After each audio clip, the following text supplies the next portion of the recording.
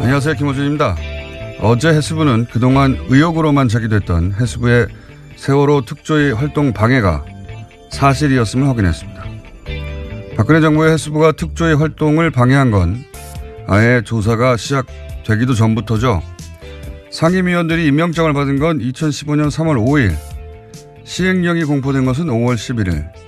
그때서야, 5월이 돼서야 정원과 조직 구성이 확정됐고 국무회의에서 예비비 의결한 것이 8월 4일. 그렇게 사무처가 구성된 게 8월 4일입니다. 게다가 특별법이 정한 정원 120명을 구성할 수 있게 된 것은 11월 11일. 그런데 해수부는 특조위 활동 시작을 그해 1월 1일로 기산했죠. 사람도 없고 돈도 없고 사무실도 없는데 무슨 수로 조사를 합니까? 해수부 기산대로면 정원이 갖춰지고 한 달 20일 일하면 그해 12월로 조사위가 끝나는 겁니다. 이건 해도 너무한 말도 안 되는 해수부의 억지인데 조선일보는 세월호 2주년 사슬로 세월호 특조위는 주목할 만한 조사 결과를 하나도 내놓지 못하고 비용만 썼고 광화문 유가족들은 천막에서 단식하고 고함만 외쳐댔기 때문에 세월호 문제가 해결이 안 된다면서 말도 안 되는 억지를 부린 정부가 아니라 유가족과 특조위를 질타하고 광화문 유가족 천막부터 걷어내라고 썼었죠. 조선일보가 보수 이념 지지하는 것은 불만이 없습니다. 하세요. 하는데 세월호 참사 해결을 위해 유가족과 특조위를 공격하는 게 이게 이념과 대체 무슨 상관인가요? 그냥 박근혜 정권 하수인 그거 한 거 아닙니까? 김어준 생각이었습니다.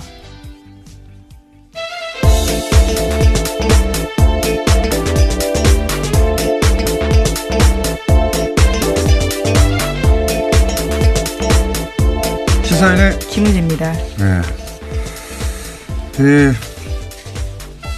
해수부가 방해한 게 이제 사실로 밝혀졌어요. 예. 네, 어제 해수부가 공식적으로 발표를 한 건데요. 감사관실의 자체 조사다라고 합니다. 요 사안은 저희가 잠시 후에 당시 특조위 관계자 연결해서 자세한 내용 들어볼 텐데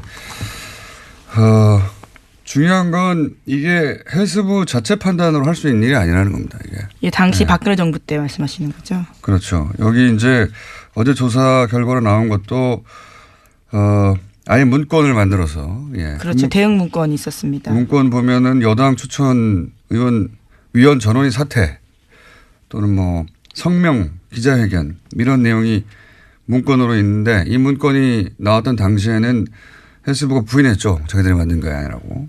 근데 해수부가 어떻게 여당 추천 의원 전원 사퇴를 자기들 마음대로 결정합니까? 예. 그리고 이건 장관도 결정한 게 아니라고 봐요. 박근혜 정부 시절에 장관이 무슨 힘이냐요? 예. 박근혜 대통령이 최순실이 써준 거 읽으면 그거 받아쓰기 했어요. 장관들은. 저는 이건 애초부터 청와대 지시고 그 지시에 맞춰서 이런 초안을 만들어서 청와대에 보냈다. 청와대에 보낼 때까지 나왔잖아요. 초안을. 이거는 청와대의 지시 사항이라고 저는 강력히 추정하는 바이고. 네, 그 지난 여름에 나왔던 캐비닛 문건에도 그러한 내용들이 있는데요. 비서실장 주재의 수석비서관 회의 정리 문건이 있었습니다. 여기 보면 세월호 특조위 무력화시켜라.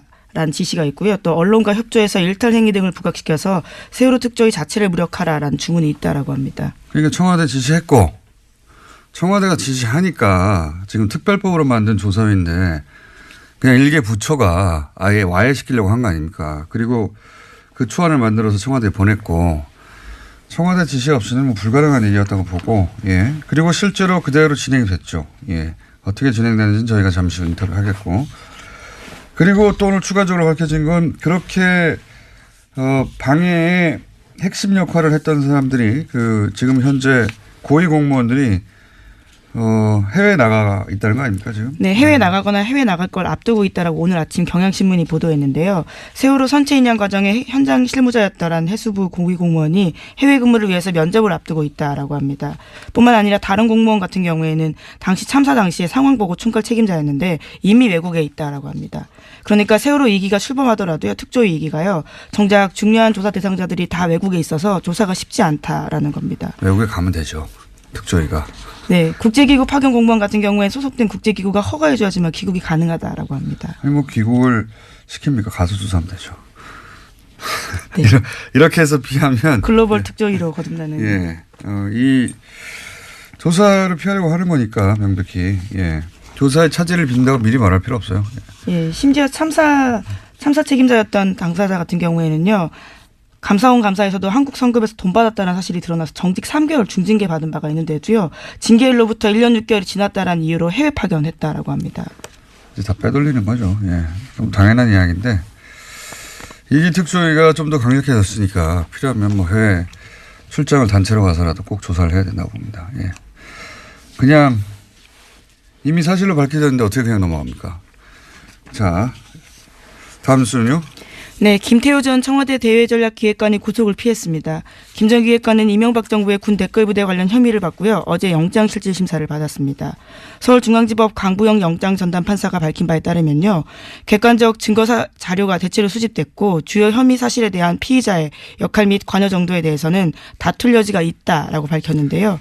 관련된 공범들의 수사 및 재판 진행 상황, 피의자의 주거 및 가족관계 등을 종합하면 구속할 사유와 필요성, 상당성을 인정하기 어렵다라는 겁니다.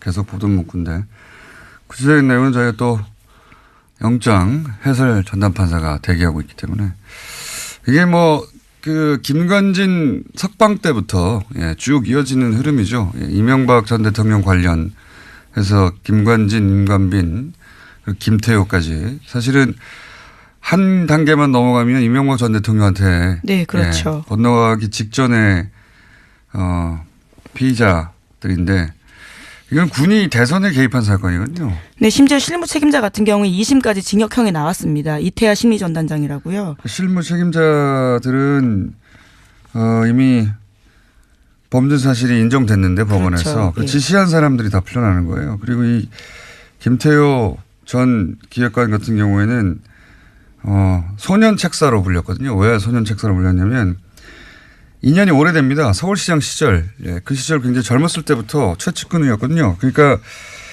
이 사이버 사령부가 대선에 개입한 사건 그 관련 회의의 주재자였어요.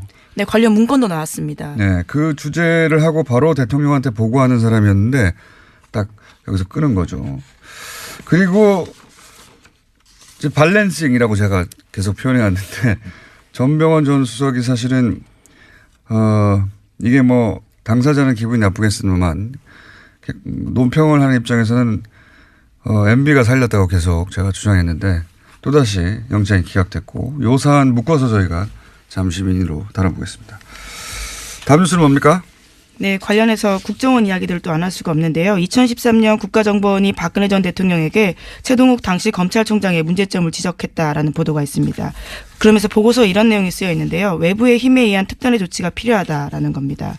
당시는 국정원이 댓글 사건으로 검찰의 수사를 받고 있었는데요. 이후에 최 전 총장은 혼외자 의혹이 불거지면서 불명예 사퇴했습니다.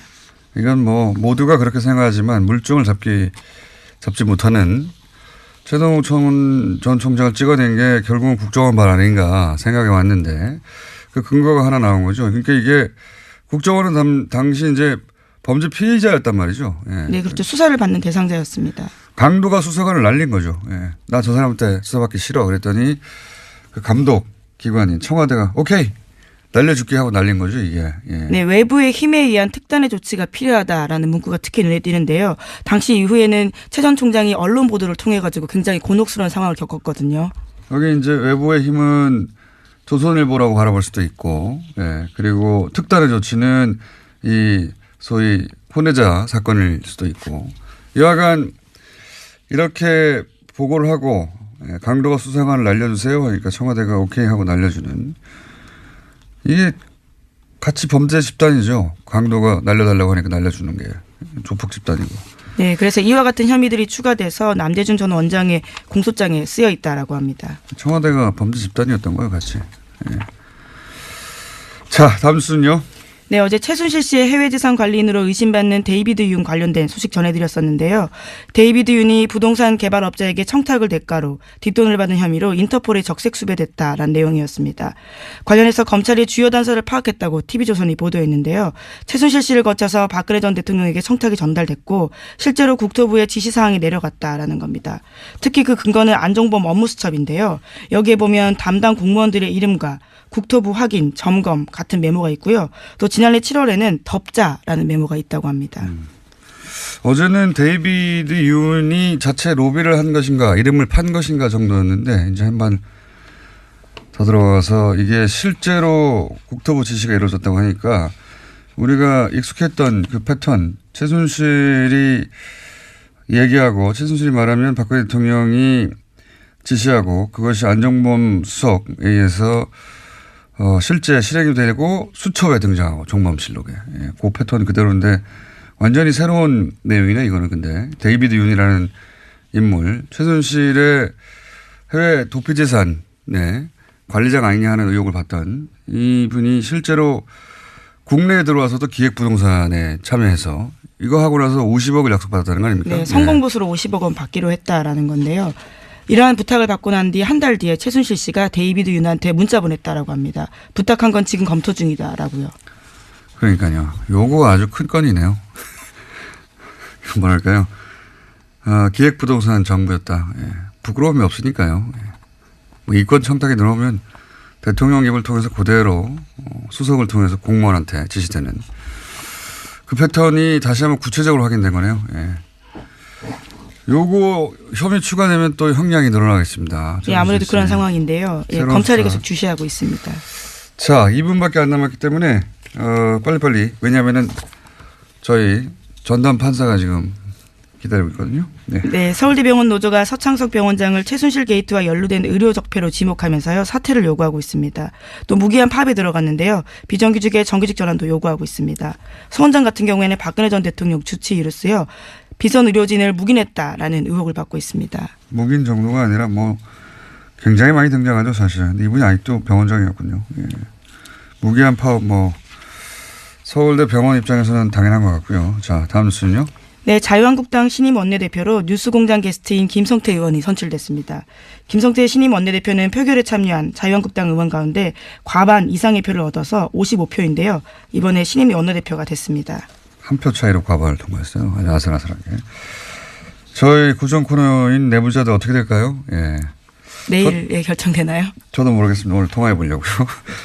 자, 다음은요. 네, 자유한국당은 어제 검찰이 최경환 의원을 상대로 체포동의 요구서가 접수되자 표결에 참여하지 않겠다라는 방침을 정했습니다. 장제원 수석 대변인이 밝힌 바인데요. 자유한국당 의원들은 체포동의안 투표에 참여하지 않는 것이 정당하다면서 그런 선례를 만들었으면 좋겠다는 차원에서 안 한다라고 밝혔습니다. 친박이 아니라 친홍이었으면 지금 뭐 전면 투쟁 나섰겠죠. 예. 지난 며칠 전에 저희 예상한 바입니다. 예. 가라 이거죠. 이것은 체포동의안이 통과되라는 겁니다. 예. 이 표결에 참여하는 정당, 정의당, 바른정당, 예. 그리고 뭐 여당, 국민의당도 예. 통과시킬 대상자니까요. 예, 물론 이렇게 설명하고 있습니다. 의원 개인들이 적극적으로 설명하고 극복해 나가길 바란다는 마음이다라고요. 너 혼자 해보라는 말이죠. 예. 너 혼자 잘 해보고 가라 이런 얘기입니다. 다음 뉴스는요.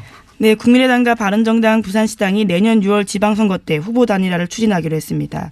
두 당의 부산시당은요, 그제 부산시 의회에서 기자회견을 열고 정책 선거연대 협의체 구성 공동 합의문을 발표했습니다. 그리고 내일 부산시 의회에서 안철수, 유승민 대표와 의원들이 세미나를 열기도 합니다. 첫 사례네요. 예, 선거연대 한다고 계속 얘기해봤는데, 근데 관련해서 리얼미터가 실시한 부산시장 적합도 여론조사 결과가 재밌습니다. 네. 1, 2, 3위는 이제 친여 성향의 지금 현재 친여당 성향의 인물들이고 쭉 보다 보니까 꼴찌에 국민의당 안철수 대표가 있어요. 이거 네, 뭐 하위권이라고 할 수 있는데요.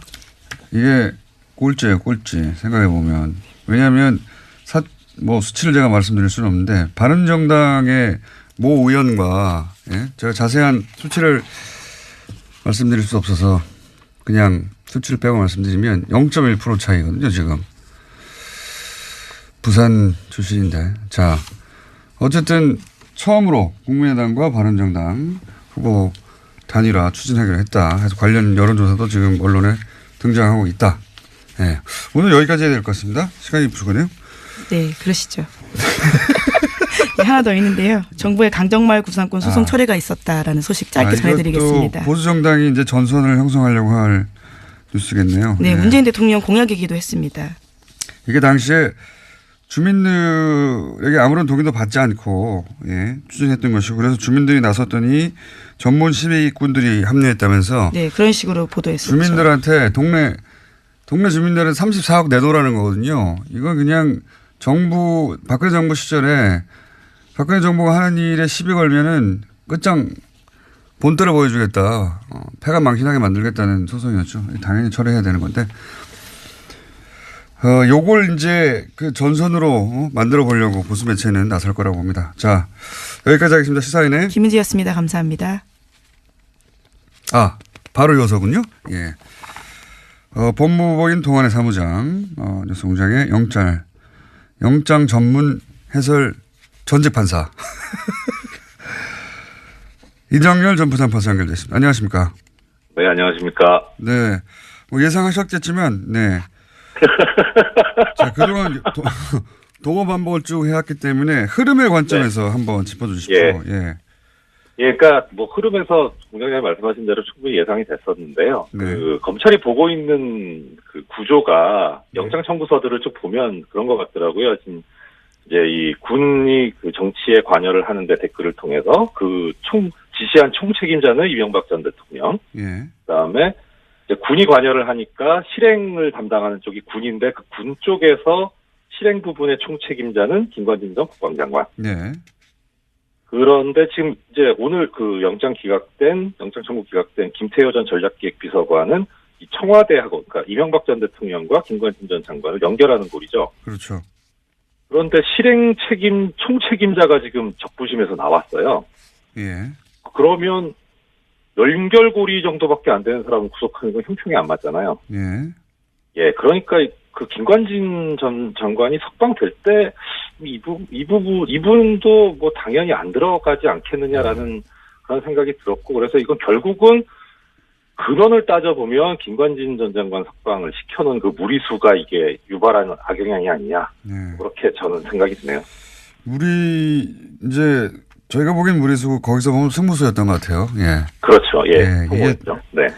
이렇게 뭐 말들이 많고 논란이 있고 뭐 비난 여론이 있더라도 이렇게 한번 석방해 놓으면 나머지가 편하다. 쭉쭉쭉 그렇죠. 다 연결해서 기각해 버리면 되니까 그 관점에서 기각이 된 것으로 보이고요. 왜냐하면 지금까지 쭉 지적해 왔던 이렇게 기각한다는 게 말이 되느냐 하는 부분들이 다 들어가 있거든요. 그렇습니다. 뭐 증거가 다 모였다. 이거 말이 되냐 증거가 다 모였다고 푸는 게부터 시작해서 저희가 쭉 다뤄왔던 뭐 거주가 뭐 어쩌고 하는 것도 네네. 이재용 부회장은 뭐 거주가 없습니까? 하여튼 그런 사유들이 총 다 들어갔지만 전체 흐름에서 보자면 김관진 석방 이래로 예상되었던 그러면 그 전병헌 전 정무수석 같은 경우도 도장에 찍혔다가 화이트로 지운 흔적이 나올 만큼 애초에는 구속하려고 했던 것 같은데 이 김관진 석방 이후로 형평이 안 맞는 거 아니냐라는 이야기가 나오니까 밸런싱 차원에서 기각된 거 아니냐 이렇게 저희가 얘기해 왔는데 이번에도 같은 날 또 기각됐어요. 요거까지 묶어서 설명하면 어떻습니까? 뭐 화이트 부분은 사실 그거는 약간 좀 전 생각이 다른데 저도 영장 할 때 그런 일이 좀 있었거든요. 왕왕 있는 실수예요. 근데 저는 그 차원에서 볼 수도 있는데 그건 뭐 너무 중요한 사람이었고 모두의 관심 대상이었기 때문에 그분이 누군지 몰라서 실수했다는 건 좀 말이 안 된다고 보는데. 그러니까 사실 이게 우리 일반인들이 보기에는 그런 인사가 인물이고 중요 사건인 건 맞는데 판사 입장에서 보면은 모든 사건이 다 중요하거든요. 그러니까 그거는 뭐 사실 논점이 아니까 거기서 나중에 뭐 기회 있으면 따로 말씀드리고 하고. 그건 뭐 그 판사 당사자밖에 모르겠죠, 진실은. 일단 전병헌 선수 같은 경우에 이분이 구속이 되는 게 맞냐 틀냐는 저는 잘 모르겠어요. 이거 네. 한번 잘 모르겠는데 그 흐름의 관점에서 영장 기각 사유가 되게 딱 보니까 이게 지금 김관진 전 장관 석방 때문에 문제가 생겼구나 싶은 게 기각 사유를 보면은 아까 공장장님 말씀하신 대로 모든 사유가 총 집대성되어 있습니다. 여기에 보면. 여기도 마찬가지군요. 그러니까 오히려 김태효 전 비서관보다 더 자세해요. 더 자세한데 그러다 보니까 앞뒤가 안 맞는 부분들이 생겨버렸어요. 한두 가지만 짚어주십시오. 무슨 말씀이냐면은 여기 지금 전병헌 전 수석 기각 사유에 보면은 가장 중요하게 얘기하고 있는 게 이제 뇌물 부분이 범행이 의심이 되는데 이제 이미 드러난 보좌관 행위에 대한 피의자의 인식 정도나 범행 관여 등 뭐 이렇게 죄책에 대해서 다툴 여지가 있어 보인다. 이게 가장 큰 부분이거든요. 근데 범행이 의심된다 하면은 이게 영장 발부 사유에서 범죄 사실이 그럼 소명이 됐느냐 안 됐느냐 이런 게 가장 큰 부분인데 의심이 되면 이건 소명이 됐다는 얘기거든요. 그 형사소송법 조문에도 그렇게 나와 있어요. 증명까지는 필요 없고 그냥 상당한 의심이 들면 된다라는 정도를 요구하고 있거든요. 법에서. 그러니까 이거는 됐다는 거죠, 이 부분은. 근데 뒤에 보면 다툴 여지가 있다 이렇게 돼 있는데 그 다툴 여지가 어느 부분이냐. 이게 뭐 알리바이 같은 그 피의자 쪽에서 증명해야 되는 부분이 아니라 인식 정도 이렇게 나와 있는데 인식 정도 이거는 고의에 관한 문제라 범죄가 성립되냐 안 되냐의 문제거든요.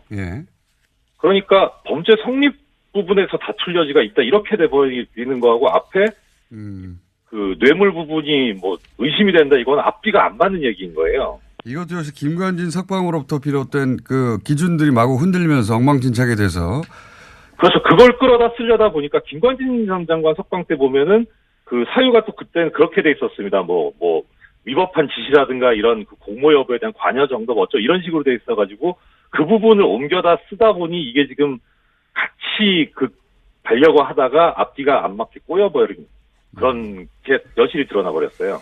그렇군요. 자, 저희가 거의 비슷한 얘기를 몇 달째 하고 있습니다.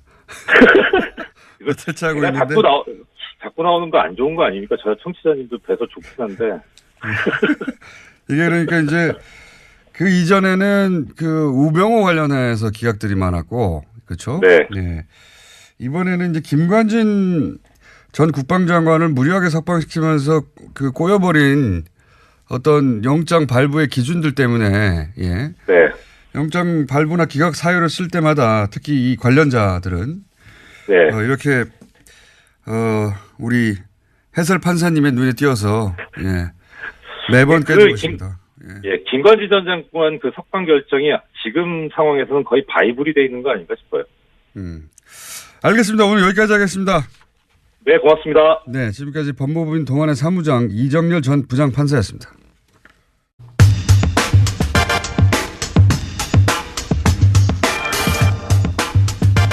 박근혜 정부 시절 해수부가 세월호 특조위 활동을 방해했다는 의혹 사실로 밝혀졌습니다. 세월호 특조위 박종훈 전 상임위원 전화로 연결해 보겠습니다. 안녕하세요. 안녕하세요. 박종훈 변호사입니다. 네, 변호사님 이제 이게 굉장히 여러 차례 제기했던 의혹들이 이제 사실로 밝혀졌는데요. 네네. 근데 문건 얘기를 좀 해보자면 그 박근혜 소위 7시간 조사를 막으려고 당시 문건을 보면 여당 추천 전원 사퇴 성명 발표 특조위 비판하는 또는 이런 문건의 내용들이 있습니다. 이게 실제 현장에서 실행이 됐습니까? 네, 맞습니다. 그러니까 그 문건에 대해서 그 당시에는 해수부가 이제 부인하려고 했지만 그 문건에 나와 있는 내용대로 실행하려고 했던, 물론 이제 그 당시에 여당 추천 상임위원은 결국 사퇴를 안 했지만 나머지 사람들은 거기에 나와 있는 대로 다 실행을 했던 거죠. 문건이 문건으로 끝난 게 아니라 이게 이제 청와대에 보고됐다고 하는데 이 문건이 문건은 그 문건 내용이 문구로만 존재하는 게 아니라 현장에서 다 실행이 됐다는 거죠, 그죠? 직접 겪으셨고. 그렇습니다. 그리고 이제 문건에는 나오지 않지만 실제로 이런 문건 등장 이후에 세월호 7시간을 규명하라는 시도를 하자 당시 이석태 위원장에게 아예 구체적으로 압박이 들어갔다고 여러 차례 보도됐는데 어떤 압박이 있었습니까? 그러니까 이제 아마 이 위원장님께 이제 이렇게 됐던 것 같아요. 11월 경에 11월 전원위원회 때 이제 그게 상정될 게 됐는데 그 전부터 네. 그게 신청 사건으로 접수되었다는 거를 알게 된 것 같아요. 네. 누군가 그걸 알게 됐고 그거를 요건 측에 알렸고 요건 측에서 그때부터 준비를 한 것 같아요. 이거 막아야 된다. 그래서 이제 소위원회에 올라올 때부터 이제 쟁론이 됐는데 이 위원장님께도 이제 직간접적으로 이거는 좀 빼달라 하지 말아달라는 그런 것이 있었던 거로 이제 그렇게 알고 있고요. 어디로부터 그런 압박이 들어왔나요? 사실은 이제 제가 직접 위원장님께 시시콜콜이 다 듣지는 못했어요. 네. 그렇지만 이제 제가 예견을 하기로는 그 당시에 이제 주로 나서가지고 이 일을 수행했던 거가 해수부 쪽이었기 때문에 그쪽에서 연락이 온 거로 그렇게 예상이 됩니다. 그렇다면 그 당시 해수부 장관이나 해수부 고위 공무원들로부터 그런 압박을 받으셨을 것 같은데 혹시 국정원으로부터 직접 전화 받았다 이런 얘기는 못 들어보셨습니까? 그 이야기는 제가 직접 듣지는 못했습니다. 그렇군요. 여간 당시 이제 위원장에게는 전화를 해서 그런 식의 압박이 있었다는 걸로 알고 계시고 그리고 문건에 해수부 문건에 나온 대로 사퇴를 하거나 또는 해수부와 여당 추천 의원 면담 이런 이야기도 있는데 이건 뭡니까? 문구에는 그렇게 나와 있는데. 네, 그러니까 제가 알기로는 여당 추천 위원들과 여권 측의 만남이 따로 있었던 것 같아요. 따로. 아하. 예, 제가 이제 언젠가 같이 이렇게 어디를 갔다 오는데 전화 통화하는 거를 옆에서 듣게 됐는데, 네. 여당 추천 위원들과 요건이라고 할 때는 이제 그 정치권 플러스 이제 공무원들 아니겠습니까? 네네. 따로 이제 대책회의들을 이따금 했던 거로 제가 알고 있고요. 그 가운데에서 특히 이 사건은 이제 신청 사건이 접수된 이후에 그것들을 이제 누군가가 요건에 알리게 되고 그러면서 이제 대책회의가 이루어지고 그것이 소위원회에서 그거를 통과시키지 않으려고 하는 쟁론들이 있었던 거로 그렇게. 그러니까 특조위하고는 별도로 여당 추천위원들이 해수부하고 별도 대책회의를 했다는 이야기군요. 말하자면.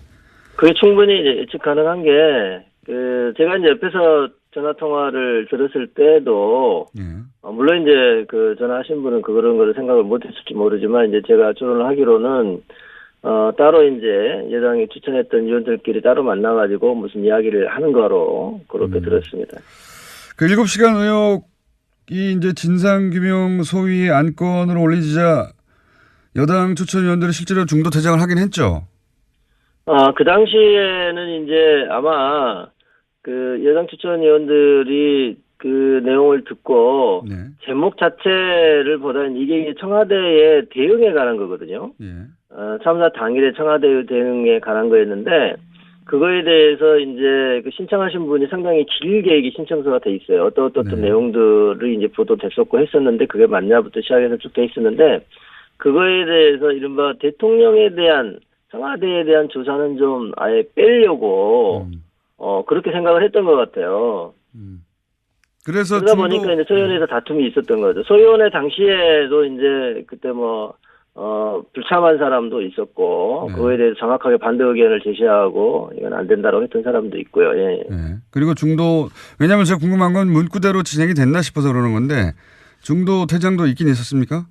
문구대로 진행됐다고 하는 거는 저는 이제 소위원회에 이제 제가 이제 안전사회 소위원장이기 때문에 진상규명 소위원회에는 참석할 수 없었는데 전원위원회 때 전원위원회 때 이제 제가 직접 이제 옆에서 목격을 했는데 적극적으로 이제 반대 의사를 표명하고 제가 보기에는 좀 이치에 맞지 않는 근거를 대면서 헌법 위반이라고부터 시작해서 대면서 반대 의사를 표명하고 저희가 이제 표결에 들어갔을 때 그거 다 우르르 나가가지고 그날 이제 기억하기로는 이제 국회까지 가서 이렇게 기자회견도 하고 그랬던 거로 기억이 나고요. 그리고 물론 이제 그 이후로 그분들이 이제 상임위원 빼고는 여당 추천 상임위원 빼고는 실제로 특조위 회의에 나오지도 않고 그랬던 거거든요. 거의 문구대로 이루어진 셈이네요. 중간에 사퇴하고 기자회견을 그때 5명인가 했었죠, 아마. 예. 네네, 그렇게 기억합니다. 예. 예. 문건대로 기자회견도 이루어졌고, 그리고 실제 별도로 해수부하고 여당 쪽 추천위원들하고 대책회의를 하는 일도 있었던 그런 정황을 이제 예상이 되고요. 예, 예. 그러니까 알겠습니다. 이제 그 이루어지지 않은 거는 여당 추천 상임위원이 함께 사퇴하지 않은 거, 예, 그 정도만 좀 달랐던 것 같고요. 나머지는 거의 그대로 이루어진 거 아닌가 싶습니다. 알겠습니다. 그리고 한 가지만 더 짚자면 사실 그 해수부가 지금 이제 7시간 의혹 관련해서 그 시점부터 이렇게 그 대규모 집단 행동, 여당 추천위원들 방해, 뭐 중도 퇴장이라든가 기자회견이라든가 이런 일들이 있었는데 그 사실상 이 특조위가 사무실을 구하고 꾸려진 건 8월 아닙니까? 그죠? 예, 8월 달이 이제 중요한 이유가 그 전에는 그 공식적으로는 상임위원들밖에 없었다는 거거든요. 그러니까요. 그래 나머지 뭐 이제 민간의 전문위원 몇 사람들이 이제 좀 도와주고 있었던 건데 이른바 이제 하부 조직이 없었던 상황이었어요. 그러다가 8월 4일 날이 중요한 거가 이제 계속적으로 뭐 예산도 깡통도 없었던 상황이었는데 그때 그 전에 직전에 저희가 이제 공무원을 채용을 했거든요. 결정직 공무원을. 채용하는 상황이 되니까 공무원들한테 월급은 줘야 되잖아요. 그러니까요. 예, 그러니까 이제 그 당시에 국무회의에서 예산을 통과시킨 거거든요. 저희가 신청했던 것을 대폭 감액해가지고 그때가 8월 4일이기 때문에 저희 생각에는 이제 공무원도 이제 채용해서 7월 말부터 출근하기 시작을 했고 물론 실제 조사를 해야 되는데. 네, 그래서 이제 조사하려고 하는 바로 그 상황이었기 때문에 공무원이라도 일부 채용이 되고 그리고 예산이 국회를 통과했던 날인 8월 4일로부터 이제는 인적물적 자원이 조금은 구비된 거 아니냐. 그래서 그때부터 특조위가 출범한 거로 봐야 된다. 저희 주장은 그랬고 그것이 실제로 행정법원에서 인정된 거죠. 판례상. 뭐 당연히 뭐 돈도 있고 사무실이 있어야 조사를 할 수 있는데 이게 특별조사위원회 아닙니까? 그러니까요. 그냥 뭐 심의하는 사람들이 아니거든요. 상임위원들이 앉아가지고 조사를 해야 되기 때문에 당연히 저희는 그 이후에 출범한 거로 그렇게 볼 수밖에 없습니다. 그리고 실제 120명을 이제 정원으로 하고 있는데 그게 또 다 꾸려진 건 11월 거의 중순 다 돼서라고 알고 있는데 120명이요 다 꾸려진 적이 없어요. 특조위 마칠 때까지. 그렇습니까? 그게 왜 그러냐면 이제 파견 공무원도 제대로 정해진 대로 오지를 않았고 저게 이제 특별조사위원회가 상황이 상당히 안 좋았지 않습니까? 그 당시 여당 쪽에서 여권 쪽에서 계속 반대를 했기 때문에 그러니 이제 이 기간이 얼마가 될지 알 수가 없는 거예요. 그러니까 좀 그 유능한 인재를 뽑으려고 해도 그분들이 뭐 예컨대 안정적으로 한 3년간은 내가 그 일을 할 수 있다 이러면 이제 올 수도 있는데 이게 몇 달 후에 끝나버릴지도 모르는 상황이 자꾸 반복이 되니까 전체를 다 원래 정해진 인원들로 뽑힌 적이 없고 제 기억으로는 100명 이상 같이 근무한 적이 없었던 것 같아요. 정원이 찾던 적도 없다. 그러면 이제 사무실을 구하고 드디어 월급을 줄 수 있게 된 8월부터 따진다 하더라도 만약에 해수부 그 기산한 대로 1월 1일부터 시작이라면 4개월 활동하고 끝나는 거 아닙니까? 해수부 말대로 하면. 그렇죠. 물론 이제 이제 1년 플러스 6개월을 조사할 수 있다고 하는 그거는 이미 저희가 전원위원회에서 의결을 했기 때문에 그렇게 갈 수는 있었지만 문제는 이게 고의로 생각하면 정부 여당에서는 8개월 동안 일을 못하게 만든 다음에 8개월을 이미 그냥 조사 못하게 만든 다음에 기간은 기간대로 1월 1일부터 계산해버리는 거죠. 이거는 정말 대단히 악의적인 거라고 볼 수밖에 없어요. 말도 안 되는 거라고 보는데 사무실이 없는데 아무도 없는데 어떻게 조사를 합니까? 어쨌든 그게 다 의도적이었다는 게 이제 처음으로 밝혀졌는데 이게 이제 검찰로 넘어가면 더 많은 사실들이 밝혀지겠죠. 이거는 해수부 내에서 사실은 수사권 없는 상태에서 조사한 거니까요. 네네. 네, 마지막으로 한 가지만 더 여쭤보자면 이 모든 게 그냥 해수부 차원에서 이루어진 일을 보십니까? 그 일을 직접 겪으신 분으로서? 아니, 저는 절대 그렇지 않다고 봅니다. 이게 이제 저는 대한변협 세월호 특위 시절에도 이제 특별법 만드는 운동을 했지 않습니까? 네. 그 당시도 지켜보면 이른바 이제 청와대 라인이라는 게 있었다는 게 명확하게 구별이 돼요. 여당 그 국회의원들 가운데서도. 그러니까 뭐 여당 대표나 원내대표가 이게 주로 하는 게 아니라 제 기억으로는 이제 김재원 그 당시 원내수석 부대표가 주도했던 거로 기억이 되고요. 특히 2015년 1월 달에 김재원 의원이 그 당시에 이제 그 세월호 특조위를 세금 도둑이라고는 프레임으로 몰고 갔거든요. 그렇죠. 세금 도둑이라고 했죠. 그 이후부터 이제 모든 게 꼬이기 시작한 거예요. 그 전만 해도 파견 공무원들이 그렇게까지 뭐 방해하거나 그거보다는 빨리 설립하게 해주고 자기네는 이제 빠지려고 했던 건데 그 말이 나온 다음부터는 이제 협조가 안 되고 심지어 여당 추천 상임위원이 공무원들 다 그냥 언제복귀 시켜버리는 상황까지 가게 되고 그래서 직원도 없고 그냥 임시 공간만 덩그러니 있는 상황에서 상임원 안전이 있는 그런 상황까지 갔던 거거든요. 그것이 어떻게 해수부 단독으로는 될 수가 없는 거죠.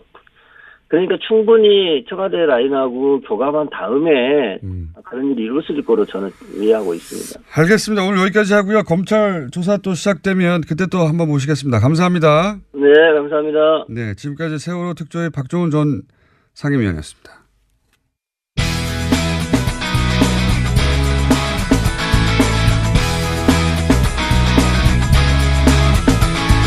자, 최근 들어서 최장 시간을 확보한 양지열 변호사. 보통 두 자릿수가 안 나오는데 오늘 10분 가까이 나옵니다. 네, 법대로 합시다. 큰일 났네. 법대로 합시다를 맡고 있는 양지열 변호사입니다. 네, 3분 이내로 네, 끝내야 되는데. 그러게 말입니다. 2개 정도 해야 되겠네요. 이렇게 주제 2개 들고 왔어요. 그래서. 할 말씀 없으실까봐. 자, 예. 우선 장시호 씨. 네. 예. 항소를 했는데 검찰은 항소를 안 했어요. 원래 네. 이제 불이익 변경 금지 원칙이라 그래서 불이익 변경 금지 원칙. 예. 1심에서 재판을 2년 6개월을 받았으면 예. 피고인이 항소를 하면은 최소한 항소심에서 아무리 올라가진 않는다. 그러니까 깎아줄 수 있어도 더 늘어나지 않는다는데 그거를 예외로 두는 게 검찰도 같이 항소를 하면 검찰도 항소를 했기 때문에 2년 6개월보다 올라갈 수가 있거든요. 그게 보통 상례예요. 그런데 이번에는 검찰이 안 해버렸죠. 이게 무슨 말인지 잘 모르실 것 같은데 원래 이제 약식 명령 같은 거 있잖아요. 좀 가벼운 거. 그렇죠. 예. 벌금으로 그냥 끝낼 수 있는. 예. 근데 거기 보면은 뭐 정식 재판 청구할 수 있다 항상 나오거든요. 근데 정식 재판을 청구해서 이제 피의자 권리를 보호받고 싶어도 혹시 이거 벌금 20만 원이었는데 정식 재판하면 50만 원 되는 거 아니야? 이런 두려움 때문에 정식 재판을 청구를 포기할까 봐 그 피의자 권리 보호 차원에서 재판을 해도 더 올라가진 않는다. 더 올라가지 않는다. 네. 더 올려치지는 않는다. 이게 불이익 변경 금지라고 하는. 그래서 저는 이제 약식명도 받아보셨나 봐요. 지금 준 법조인 생활을 한 10년 가까이 하다 보니까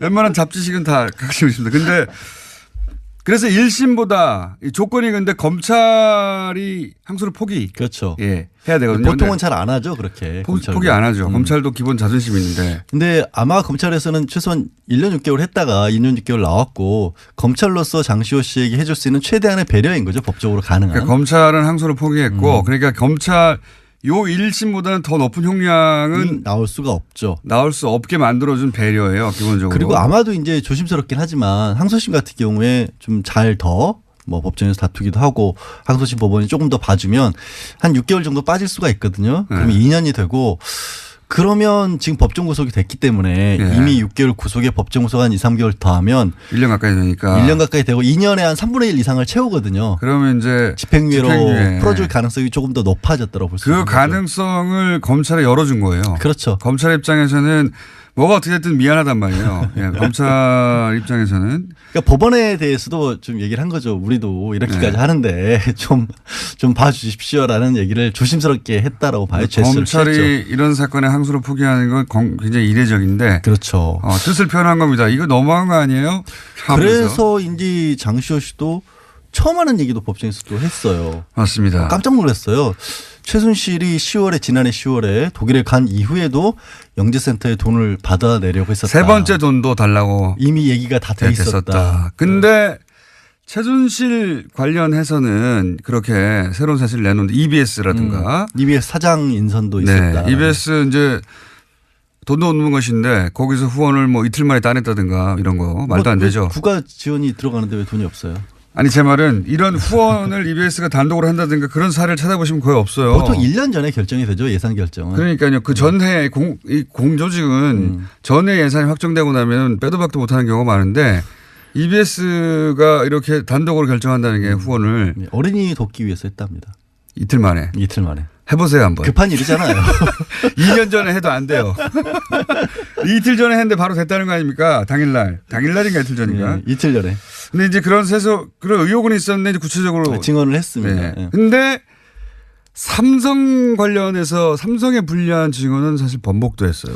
예상치 못하게. 그거를 완전히 번복됐다고 해야 될지 약해졌어요. 좀 약해지긴 했어요. 그 이유는 저도 좀 약간 저는 의심스럽고. 정유라 씨 강도 사건이 심리적 영향을 미쳤다고 봅니다. 원래 이제 정유라 씨 강도 사건 때문에 혹은 자신의 재판이 끝난 다음에 미뤄서 이제 증인 출석을 한 번 더 미뤘다가 나온 거 아니에요. 네. 뭐 그런 무섭죠. 어떤 영향도 있었을 수도 있겠죠. 같은 사건이 연루됐는데 집에 들어와가지고 칼로 찔렀어요. 그것이 누군가 사주했든 아니든 간에 무섭죠. 근데 이제 법정 구속돼 있으니까 좀 덜 무섭지 않았을까요? 근데 아니, 왜 줄였는지는 모르겠는데 또 더 신기한 거는 사실 내용이 크게 바뀌진 않았어요. 약간 발을 뺐고 자세한 내막은 잘 모르겠다는 정도였는데 상당히 많은 언론에서 그거를 주로 이제 큰 타이틀로 뽑더라고요. 삼성에 대해서는 말을 번복했다. 모른다. 모호해 증언 사실입니다. 근데 장시호 씨의 증언 내용보다는 언론이 그걸 더 크게 다루는 것 같아서 그게 조금 저는 이상하긴 뭐 그렇게 하더라고요. 보여지도록 원할 수도 있어요. 삼성이 좋잖아요, 그러면. 아 그런가요? 예. 네, 자, 그럼 제가 한 얘기는 아닙니다. 장시호 씨 같은 경우에 항소를 포기했다는 게 특이한 포인트이기 때문에 한번 짚어봤고요. 네. 검찰이 포기했다는 거.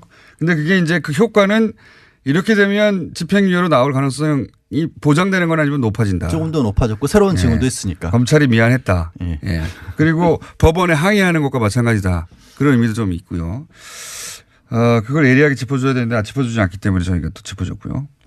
짚어드렸잖아요 여태까지.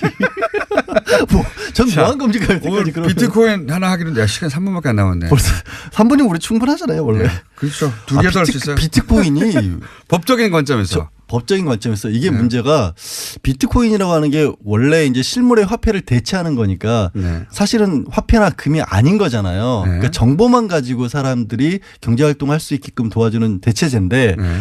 그러다 보니까 이상하게 우리나라에서 너무 많이 몰린 거예요. 이게 전 세계에서 비트코인 거의 20% 가까이 된다고 하는데 그러니까 GDP는 1.9%거든요. 그러니까 GDP 대비 혹은 뭐 경제 수준 대비 전 세계에서 가장 1위예요, 1위. 예, 가장 그 거래량이 많고 그만큼 투기가 됐다는 얘기죠. 그래서 뭐 그라운드 제로보다 정말 네. 만약에 핵폭발이 일어난다면 한국에서 일어날 수밖에 없다라는 분석까지 나오고 있는 비트코인 상황인데 관련해서 문제는 정부가 지금 이게 그래서 규제를 강력하게 하겠다는 거 처음에는 아닙니까? 금융위원회에서 했었어요. 예. 이거를. 그래서 금융위에서 한다는 얘기는 뭐냐면 어쨌든 새로운 금융상품 내지는 예. 경제와 관련된 활동을 핀테크라고 하죠. 봐서 핀테크. 이걸을 지원하는 거. 모르는 용어나 답을 안 하는 거니까 핀테크. 파이낸스와 테크놀로지, 금융과 기술이 합쳐진 거죠. 새로운 거. 저기 IT는 제가 일을 했었던 사람입니다. 휴대폰 결제 뭐. 테헤란로에서 제가 신용카드 벤처 창업하려고 했던 사람이에요. 핀테크 못했잖아요. 핀테크. 그러니까 하여튼 금융의 관점에서 접근하다가 접근을 하다가 예. 이게 투기가 너무 많이 일어나고 실제로 1,000억 원대 이미 다단계 사기까지도 적발이 됐거든요. 예. 그래서 이거를 주로 법무부 이관상으로 옮겨버렸어요. 그러니까 법무부에서는 아무래도 이런 부분을 규제의 일변도로 갈 가능성이 높거든요. 그래서 이거를 걱정하는 분들이 많은 게 사실은 저도 얘기를 하고 뭐 비트코인이 뭔지 대략적으로는 알지만 그런 세대가 아니잖아요. 네. 이제 이런 세상이 완전히 바뀌는 세상에 대비한 어떤 경제 그 하나의 흐름인데 이거를 과거의 기존의 틀에서 뭐 제어하는 것이 맞느냐라는 반론들이 굉장히 거세게 있고 저는 지금은 규제가 맞다고 보고요. 근데 어쩔 수 없는 것 같아요. 지금 왜냐하면 투자자에 대한 보호 장치가 없어요. 지금. 이게 투자가 아니니까 지금 예. 유사수 신업으로만 겨우 투기니까. 50만 원이가 내고 나면 아무나 거래소를 열 수가 있는 상황이기 때문에 초등학생들도 이게 편의점 가는 돈으로 한다고 하거든요. 투자를. 근데 이제 이거를 이제 비트코인이 뭔지 머리 잘 안 들어오실 것 같은데 이거는 일종의 플랫폼입니다. 이렇게 말하면은 이해할 수 좀 더 쉽게 설명하면 그러니까 정보예요. 금 같은 게 없고 예를 들어서 김어준 공장장이 50개가 있다라면 정보만 있는 거지 실제 뭐가 현물이 오가는 게 아니거든요. 그 신문에 다 나온 얘기고요. 이거 그거 똑같은 얘기하고 있잖아요. 어차피. 개념을 잡으려면 뭐냐면 그 은행을 끼고 우리가 거래를 하잖아요. 그렇죠. 네. 이 플랫폼이라는 얘기는 은행을 끼지 않고 P2P라는 건 사람과 사람끼리 옛날에 바로 파일 다운받듯이. 요거 생각하시면 우버 있잖아요. 우버는 조금 더 익숙하니까. 우버가 택시 회사가 없는데 가운데 플랫폼이 하나 껴가지고 중개만 해주는 그렇죠. 거죠. 차가 남는 사람과 차를 필요한 사람 연결해 주는 거거든요. 그러니까 해외 어느 곳에 송금을 하더라도 수신료 같은 게 전혀 필요 없다라는 게 기본적인 접근 방법이 왜 어차피 정보만 왔다 갔다 하면 되니까. 그러니까 이런 게 나타났어요. 미국의 랜딩 클럽 같은 사례는 뭐냐면 돈이 필요한 사람이 있고 돈을 빌리라는 사람이 있습니다. 근데 이걸 중개만 해주는 거예요. 플랫폼, 은행이 아니라 플랫폼이에요, 이게 하나의. 그렇죠. 이걸 자세히 설명하려면 지금부터 한 30분 정도가 있어도 부족한 상황인데. 노르가즘 정의당 노회찬 원내대표 나오셨습니다. 안녕하십니까? 네, 안녕하십니까? 자, 자유한국당 이제 원내대표시니까, 예, 자유한국당 김성태 3선인데 원내대표가 당선됐습니다. 네. 논평 한마디 해주셔야죠. 같은 원내대표로서. 네. 제가 그 김성태 의원한테 당선되기 전에 예. 제가 표는 없지만 마음으로 한 표 드리겠다고 이렇게 얘기를 했습니다. 네, 속이 없는 말을 하셨군요. 예. 예, 원래 이제 김성태 원내대표는 한국노총 출신이에요. 네, 그래서 오랫동안 이제 노동자를 대변해온 역할을 해왔는데 초심으로 돌아가기를 간절히 바라고요. 초심으로 돌아가기를. 그리고 또 원래 좀 정의파예요. 예. 예. 정의파인데 물론 이제 정의를 찾기 힘든 당이긴 하지만은 좀 이 정의의 편에 서서 문제를 풀도록 예. 기원합니다. 자, 일단 축하 말씀 해주셨고 실제로는 막 싸우겠죠. 예, 어느 것 하나 뭐랄까요, 같은 편에 설 일이 없을 것 같은 어떤 두 정당의 원내대표. 근데 이제 노동운동을 하셨기 때문에 네. 예, 그때도 좀 아셨습니까? 저는 그 굉장히 오래전부터 알아서 20년 전부터 알았어요. 그렇군요. 예. 예, 그래서 막 말하기 힘드시겠군요. 예, 뉴스공장에서 배출한 3호 예, 대표입니다. 그 뉴스공장이 고정 코너 하셨던 그러다가 대표 되셨던 분들 중에 끝이 좋은 분이 아직 없는데. 자, 김성태 의원님 내일 나오실 때 모르니까 그 얘기는 그때 하기라고. 지난주 이제 본격 불거지긴 했는데, 예. 지난주 수요일 코너 이후에 불거진 일이기 때문에, 네. 국민의당에서 이제 박주원 사태가 벌어졌어요. 예. 네, 네. 사실은 한 10년 전쯤의 일인데, 박주원 최고위원이, DJ 비자금 의혹을 이제 제기했던, 그건 좀 뭐랍니까. 벌금 맞았죠. 주승영 의원이 벌금을 허위 사실이었다고. 예, 네. 그렇게 판정이 맞았는데 났죠. 예. 결론이 났는데 그때 실제 자료를 준 사람이 국민의당 현재 최고위원이다. 그래서 사실은 국민의당 내부에서 난리가 났잖아요. 네. 이 사건의 효과를 두고 한쪽에서는 이제 통합 드라이브에 제동이 걸릴 것이다라고 해석하기도 하고 한쪽에서는 이제는 뭐 이렇게까지 됐으면 친한파의 속성이 저러하니 이제 사실상 호남계는 결별 기정사실화하는 거 아니겠냐. 이렇게 양쪽으로 해석이 갈리는데 어떻게 보십니까? 예, 일단은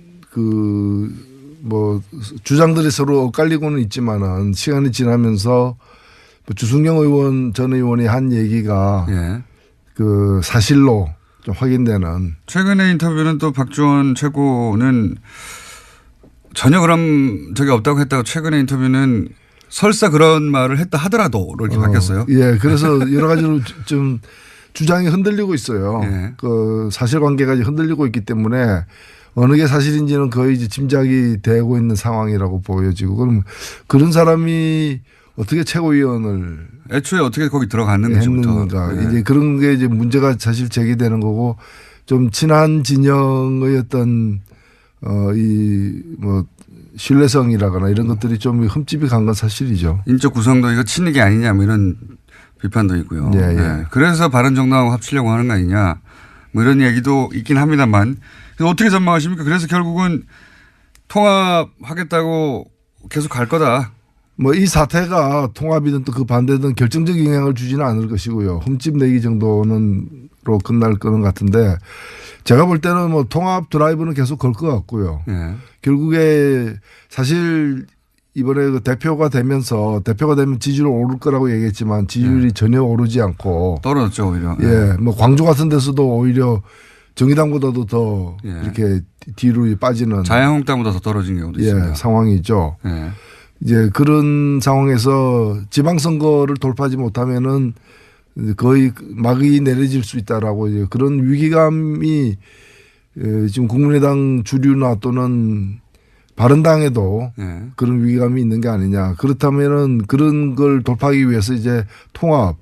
근데 통합이 여러 가지로 이제 그 통합을 하기 위해서 이뤄야 될 것들이 이제 많기 때문에 한 뭐 선거연대 정도까지는 갈 수 있지 않겠는가. 그리고 선거연대를 가게 되면은 서울이나 경기 또는 몇 개 지역에서 나름대로 이렇게 호각세를 갖다가 만들어낼 수도 있다고 보여집니다. 통합까지는 안 갈 거라고 보십니까? 그냥 지방선거 전에? 통합 갈 수도 있죠. 근데 통합을 간다는 얘기는 뭔가 하면은 이제 선거를 앞두고 그 들어올 만큼 나가는 쪽이 꽤 있을 수도 있다라고 보여지는 거죠. 지금 39석인데 예. 39석인데 13석이 이제 비례대표고 26석이 지역구 의원인데 국민의당 같은 경우에 26석 중에서 호남이 23석이거든요. 네. 나머지가 3석밖에 안 돼요. 예. 서울 경기 이렇게 해가지고 3석밖에 안 되기 때문에 그러면 이 23석의 다는 아니겠지만 상당 부분이 나갈 수 있죠. 예. 나갈 수 있는데 그렇게 되면 굉장히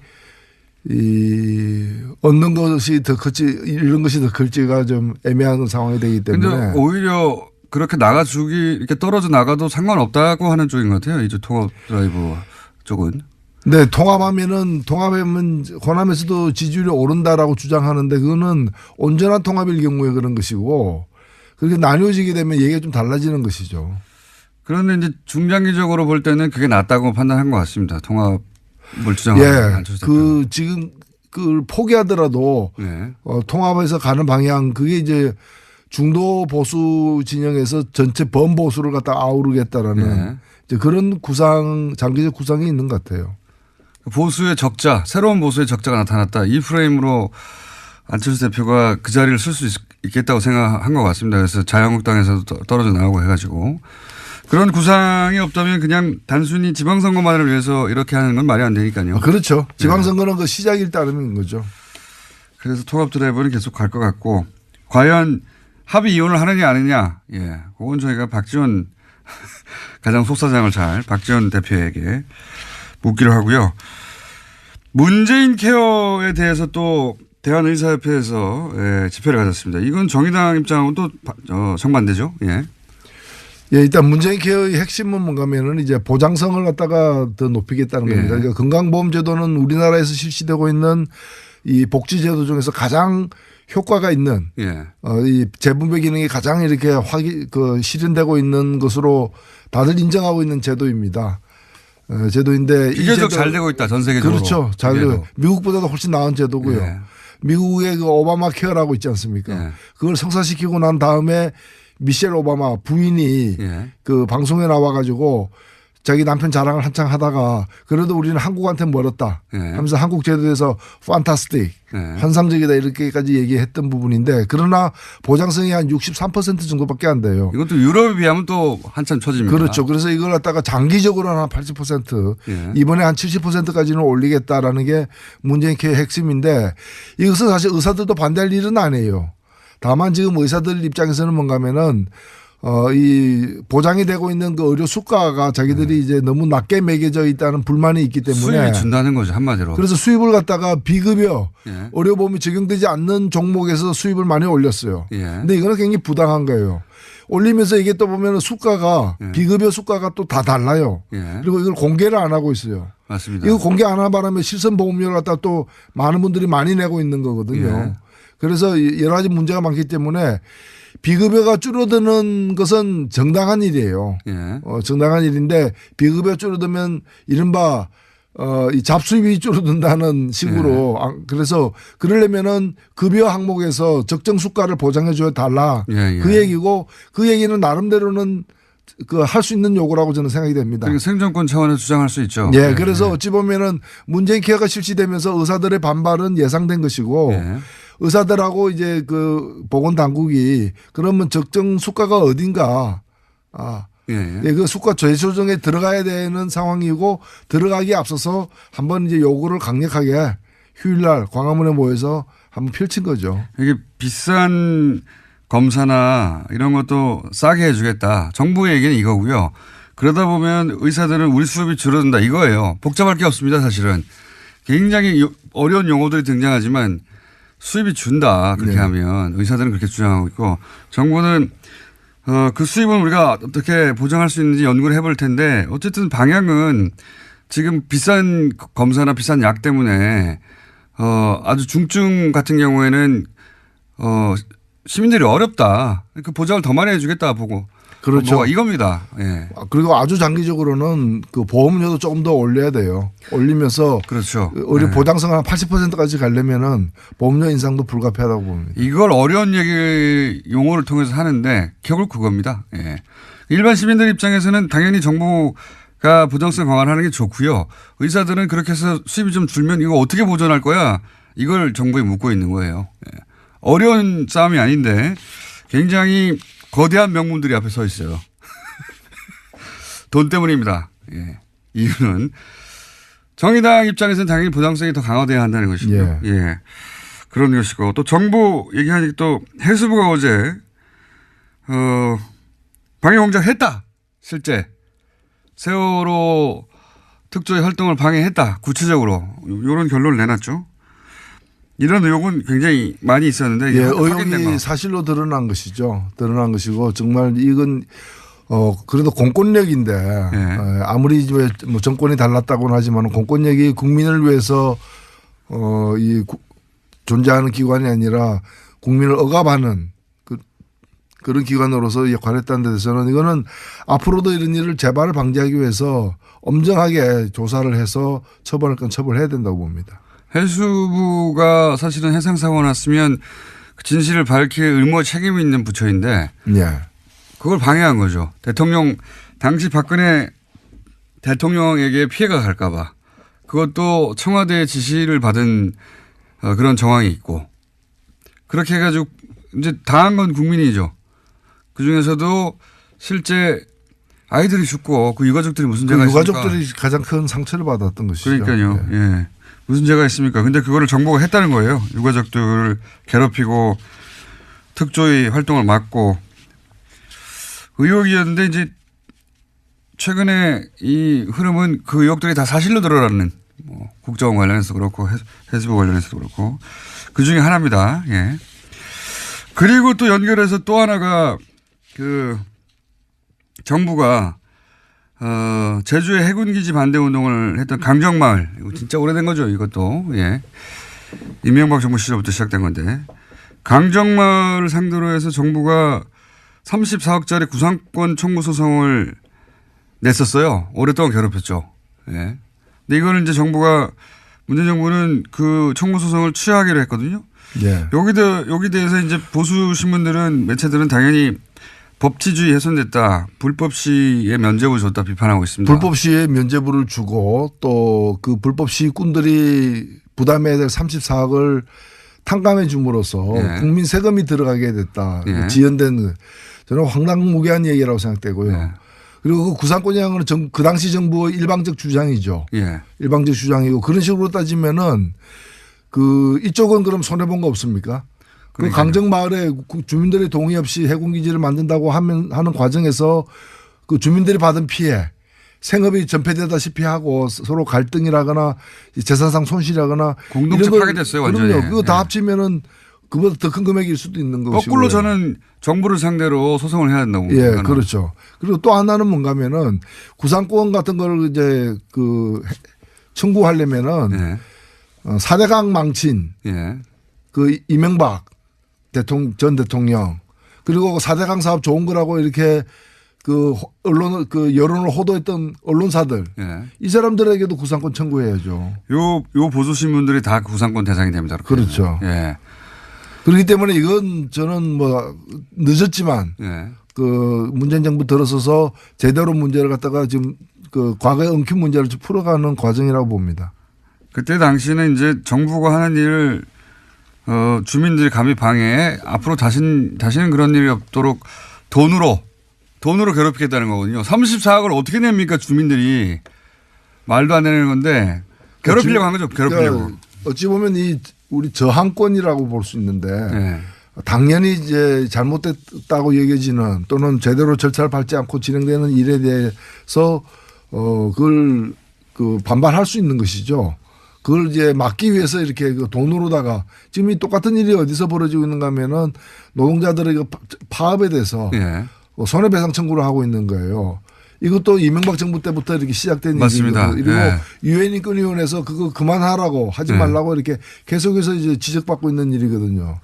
그게 세월호 집회로 인해서 피해를 입었다고 하는 그 상가들 모아가지고 이런 거를 또 하기도 했고 사실은 이명박 정권 시절부터 정부가 추진한 일에 항의하는 사람들 또는 뭐 그로 인해서 피해를 입은 사람들이 이런 집회를 하면 이런 식으로 소송을 통해 가지고 예, 괴롭히는 거 정말 많이 했어요. 예, 그렇죠. 예, 그런 걸 정말 많이 했고 그 중에 이제 강정마을 주민들 같은 경우는 그 공동체도 파괴됐고 먹고 이 생활이 중지된 거죠. 예, 그분들을 상대로 해서 정부를 상대로 까불면 끝장을 보겠다는 식으로 본때로 보여주는 소송이었기 때문에. 이걸 법률용어로 겁박한다 그러죠. 겁박이요? 겁박한다. 예. 과거에는 체류탄 쏴가지고 이제 그건 못하니까 시위하는 사람을 물리쳤다면 예. 이제는 이런 이제 손해배상 청구나 구상권 행사 등을 통해 가지고 이렇게 겁박하는 거죠. 돈으로 소송하는 건 이명박 정부 시절부터 시작된 하나의 패턴입니다. 예. 그 진짜 괴롭거든요. 예. 당하기 시작하면. 그리고 이런 소송은 오래 걸리거든요. 아무리 명분이 주민들에게 있다 하더라도 실제 끌려다녀야 되는 거 아닙니까? 이거 진짜 괴로워요. 소송 당하기 시작하면. 그걸 정부가 멈추려 했다는 것이고요. 예. 자, 국민의당 얘기도 했고, 바른정당 얘기도 좀 했고, 정부 얘기도 했고, 한국당 얘기를 안 했네요? 자유한국당. 예. 제가 오늘이 12월 13일이죠. 예. 바로 1년 전에 어떤 일이 있은 줄 아십니까? 13일이면 탄핵안 통과된 직후인데요. 예, 통과된 직후에 예. 지금은 바른당에 있다가 자유한국당으로 다시 그 복귀한 네. 김무성 의원이 예. 그 작년 딱 1년 전 오늘 뭐라고 얘기했는가 하면은 새누리당은 해체하고 재산은 굳고 환수해야 된다 이랬거든요. 예. 그리고 그 당산이 뭐니 다 재벌들 예. 저기 쥐어짜서 받은 돈이니까 그거 다 국고 환수해야 된다고 그랬죠. 예. 예. 그래서 거기 그 당사로 다시 들어왔어요. 저는 1년이 지났지만은 예. 이 말은 정말 정확한 지적이었고 정당한 예. 문제 제기였다고 생각되고 지금 대한민국에 해체돼야 되는데 해체 안 되고 있는 조직이 두 개가 있어요. 두 개가 있습니까? 예, 자유한국당하고 정경련. 아, 정경련. 예, 정경련 여전히 그 50층짜리 건물 유지하면서 버젓이 있다는 걸 우리 국민들이 아마 요즘에 잘 안 나오니까 잘 잊고 그렇죠. 있는. 최순실 사태 초기에 정경련이 너무 깊숙이 관련돼서 정경련 해체 이런 얘기 막 나오지 않았습니까? 나왔죠. 그리고 예. 거의 뭐 해체되어야 마땅한 걸로 국민들의 동의를 사실 얻은 거죠. 예. 지금 그냥 조용히 시간을 보내고 있는데 그럴 문제가 아니라고 저는 보는 겁니다. 정경련. 예. 그렇군요. 김무성 대표가 그때 다시는 안 볼 것처럼 정말 많은 얘기를 했고 그중에서 그 가장 치명적인 것 중에 하나가 자유한국당 재산 그거 재벌들한테 다 뺏은 거 아니야. 군사정권 시절에. 네. 그런 얘기를 본인 입으로 했어요. 본인 입으로 해가지고 그리고 실제 그때 당시 JTBC였던 것 같은데 JTBC가 팩트체크 쭉 해가지고 엄청 많은 돈을 뺏었구나 하고 재산 목록 쫙 정리했었거든요. 네. 다시 들어갔습니다. 사실은 한국의 보수가 새롭게 태어나려면은 스스로를 해체하는 그 과정을 반드시 거쳐야 된다고 봅니다. 사실 찬스였다고 저는 생각하거든요. 네. 보수정당 지지율이 왜 낮은지 잘 모르는 것 같아요. 그냥 현 정부를 반대하는 것으로 충분히 과거의 보수 세력을 직결시킬 수 있을 거라고 착각하는 것 같은데요. 이 문재인 정부가 지지율이 높은 건 여러 가지 이유도 있지만 보수가 너무 못해요. 현재. 뭔가 예전에 하다못해 천막 당사 같은 퍼포먼스라도 좀 있어야 되는데 아무것도 없이 그냥 이래가지고 이게 찬스를 놓치고 있다고 저는 생각합니다. 보수정당이. 망해 가고 있는 거죠. 근데 지방선거 이후에 지방선거 때 자유한국당이 원하는 만큼의 결과를 못 내면 흔들릴 거 아닙니까? 실제. 그렇죠? 그래서 지방선거를 기점으로 한 정계 대개편 이런 가능성이 충분히 있지 않을까요? 국민의당이나 바른정당도 그것 때문에 움직이는 것 같고 지금. 근데 문제는 이제 국회죠. 사실 국회 의석은 이제 다음 선거 때까지는 변함이 없기 때문에 3년이 남았으니까. 예. 예. 변함이 없기 때문에 뭐 지금도 보면은 그 야당 지지율 다 합쳐가지고 30%밖에 안 되잖아요. 예. 다 합쳐가지고. 예. 다 합쳐가지고. 근데 이제 실제로 그 국회 내에서 보면은 그 다 합치면은 의석이 50%가 훨씬 넘잖아요. 예. 그래서 이런 상황이 바뀌지 않기 때문에 이것이 가장 큰 문제가 되고 있다. 그래서 국회의 어떤 이 1년 전에 예. 2016년에 이렇게 만들어진 이 그 국회 정치 지형을 어떻게 돌파할 것이냐가 가장 관건이 되는 거죠. 만약에 예를 들어서 뭐 만약입니다만 국민의당이 합의 이혼을 했어요. 그래서 한 20여석 가까이 떨어졌습니다. 그리고 그 국민의당이 이제 정책 그 공조를 민주당하고 더 긴밀히 한다 하더라도 그럼 어떻게 됩니까? 대결 구도가 자유한국당과 바른정당과 국민의당이 합친 곳이 손을 잡고 한 20여석으로 손을 잡고 그럼 100 그쪽이 더 많네요. 많죠. 네, 그쪽이 더 많네요. 국민의당이 어떻게 쪼개지는가에 따라 다른 문제죠. 네. 그렇군요. 예. 네. 그렇게 합쳐지면은 보수로 분류될 우리나라 정치 기형 기준으로 보수로 분류될 의석수가 더 많습니다. 저는 그래서 지금 집권 여당이 그 문제에 대해서 나름대로의 돌파할 방안을 내놔야 된다고 봅니다. 그 쉽지 않은 문제인데 어떻게 조언하시겠습니까? 저는 뭐 선거제도 개편이라거나 아하. 또는 개헌안이라거나 그리고 공수처 문제 또는 몇 가지 주요한 그 핵심적 과제에 대해서 합의안을 만들고 그에 대한 어떤 연대 이게 이른바 그 개혁연대죠. 나라다운 나라를 세우기 위한 개혁연대를 갖다가 광범위하게 구축해서 과반 의석을 갖다 확보하는 것이 굉장히 중요하다고 봅니다. 선거제도 개편 이거 굉장히 중요한 건데 정의당 입장에서는 엄청나게 목말라 하는 거 아닙니까 이게. 그렇죠. 예. 뭐 지금은 정의당만은 사실 아니죠. 뭐 국민의당이나 하여튼 야당 입장에서는 자유한국당만 빼고는 이 선거제도의 개편을 원할 것 같아요. 예. 독일식 정당명부제 얘기도 계속 나오고 이거는 뭐 정의당이 수십 년째 진보 정당이 주도하게 왔던 건데 그 얘기를 다음 주에 한번 자세히 볼까요? 네. 왜 예를 들면 독일식 정당명부제 말은 많이 들어봤는데 정확하게 뭔지 잘 모르시는 분도 많거든요. 우리나라에 딱 맞는지 안 맞는지 또 논란도 있죠. 예. 일단은 국민들이 지지한 만큼 그대로 이제 의석을 갖는 겁니다. 그러니까 정의당 같은 경우에 2016년 총선에서 작년 총선에서 7.3%의 정당 지지율을 얻었거든요. 정당 투표에서.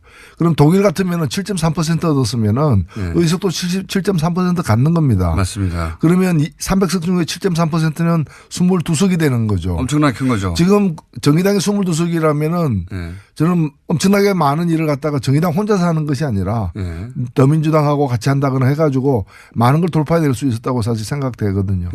정의당 입장에서는 아니 정육점 가서 소고기를 샀는데 730g을 샀어요. 집에 와서 보니까 200g밖에 없는 거예요. 왜 200g인가 하면 정의당이 지금 의석은 6%잖아요. 6석이니까 2%죠. 만일에 국회에서 총리를 뽑는다. 실세 총리를 뽑는다. 그러면 국민들의 7.3%가 정의당에게 자기를 대신해 달라고 이렇게 표를 위임했는데 정의당이 국회 내에서 대변할 수 있는 것은 2%밖에 안 된다는 거죠. 5%가 없어져 버렸어요. 그래서 이건 정의당만이 아니라 어떤 정당이든 민심을 얻은 만큼 국민으로부터 지지를 받은 만큼 권력을 행사하는 그런 선거제도로 그것이 독일식이든 영국식이든 무슨 식이든 간에 뭐 영국식은 아닙니다만은 연동형 비례대표제라고도 부르는 그런 선거제도로 바꾸는 것이 일단 공정하다는 거죠. 그게 듣기에도 당연히 합리적인데 우리나라 비교해 보시면 우리는 49.9%를 받아도 50.1% 받은 사람 한 사람은 뽑거든요. 그러니까 49.9%를 지지하는 사람들을 대변하는 의원은 진출을 못하는 겁니다. 그런 거죠. 정의당도 7% 정도를 전국적으로 받는데 7%만큼의 의석수를 못 얻는 거죠. 선거제도 때문에. 어떤 그 지역 정당이 아닌 전국 정당이 있어가지고 모든 선거구에서 나가가지고 다 30%를 받으면 지지율 30%인 정당은 지금 굉장한 거 아닙니까? 두 번째 정당 정도 돼야 되는데 예. 모든 지역구 나가가지고 출마해가지고 30% 받으면 다 떨어지는 거죠. 그렇죠. 한 사람도 당선자가 없는 지역구에서는. 없는. 예. 그래서 이런 이 맹점을 갖다가 좀 바꾸는 선거제도 개편이 무엇보다도 시급하다 이렇게 보입니다. 그걸 다음 주에 자세히 구체적으로 얘기를 좀 해보죠. 네.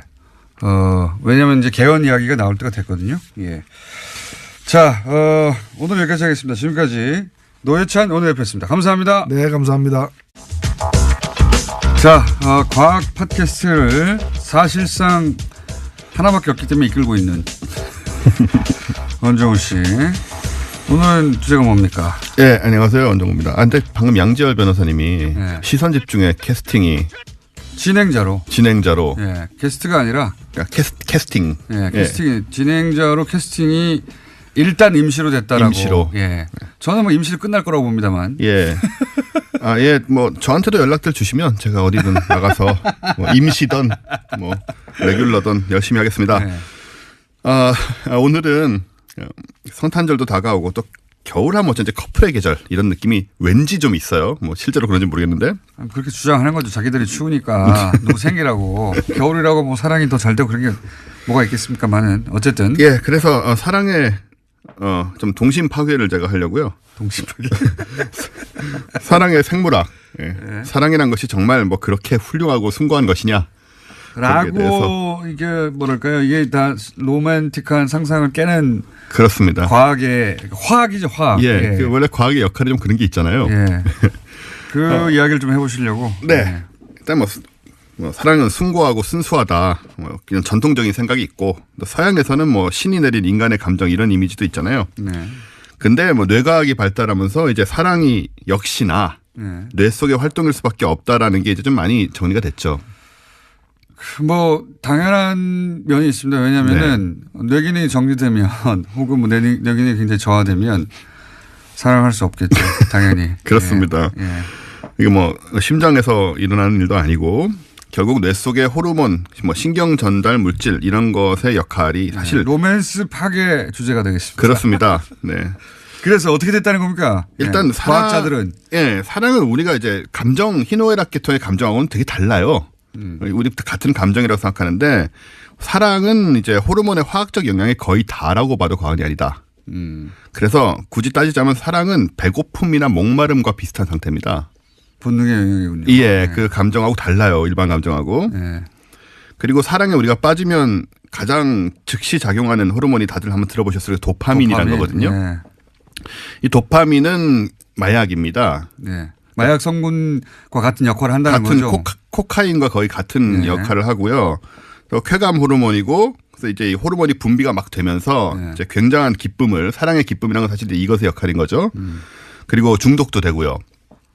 사랑에 중독되는 건 역시 이제 이 마약의 뇌내 마약의 역할이다. 그리고 또 마약처럼 일정 정도 중독되고 나면 무덤덤해지기도 내성이 하고. 생깁니다. 내성이 생기게 되는 것이고 그래서 이제 그 내성에 의하여 이혼 시기가 결정되기도 하고 그렇죠. 결별 시기가 결정되기도 하고 그걸 막는 게 이제 그 사회 제도와 윤리와 기타 등등의 제도가 탄생하게 된 거죠. 그렇습니다. 그게 없으면 이제 이 약이 떨어지면 효과가 떨어지고. 근데 웃긴 게 뭐냐면 이 도파민도 이 내성이 생기는 것도 한 사람에게만 내성이 생겨요.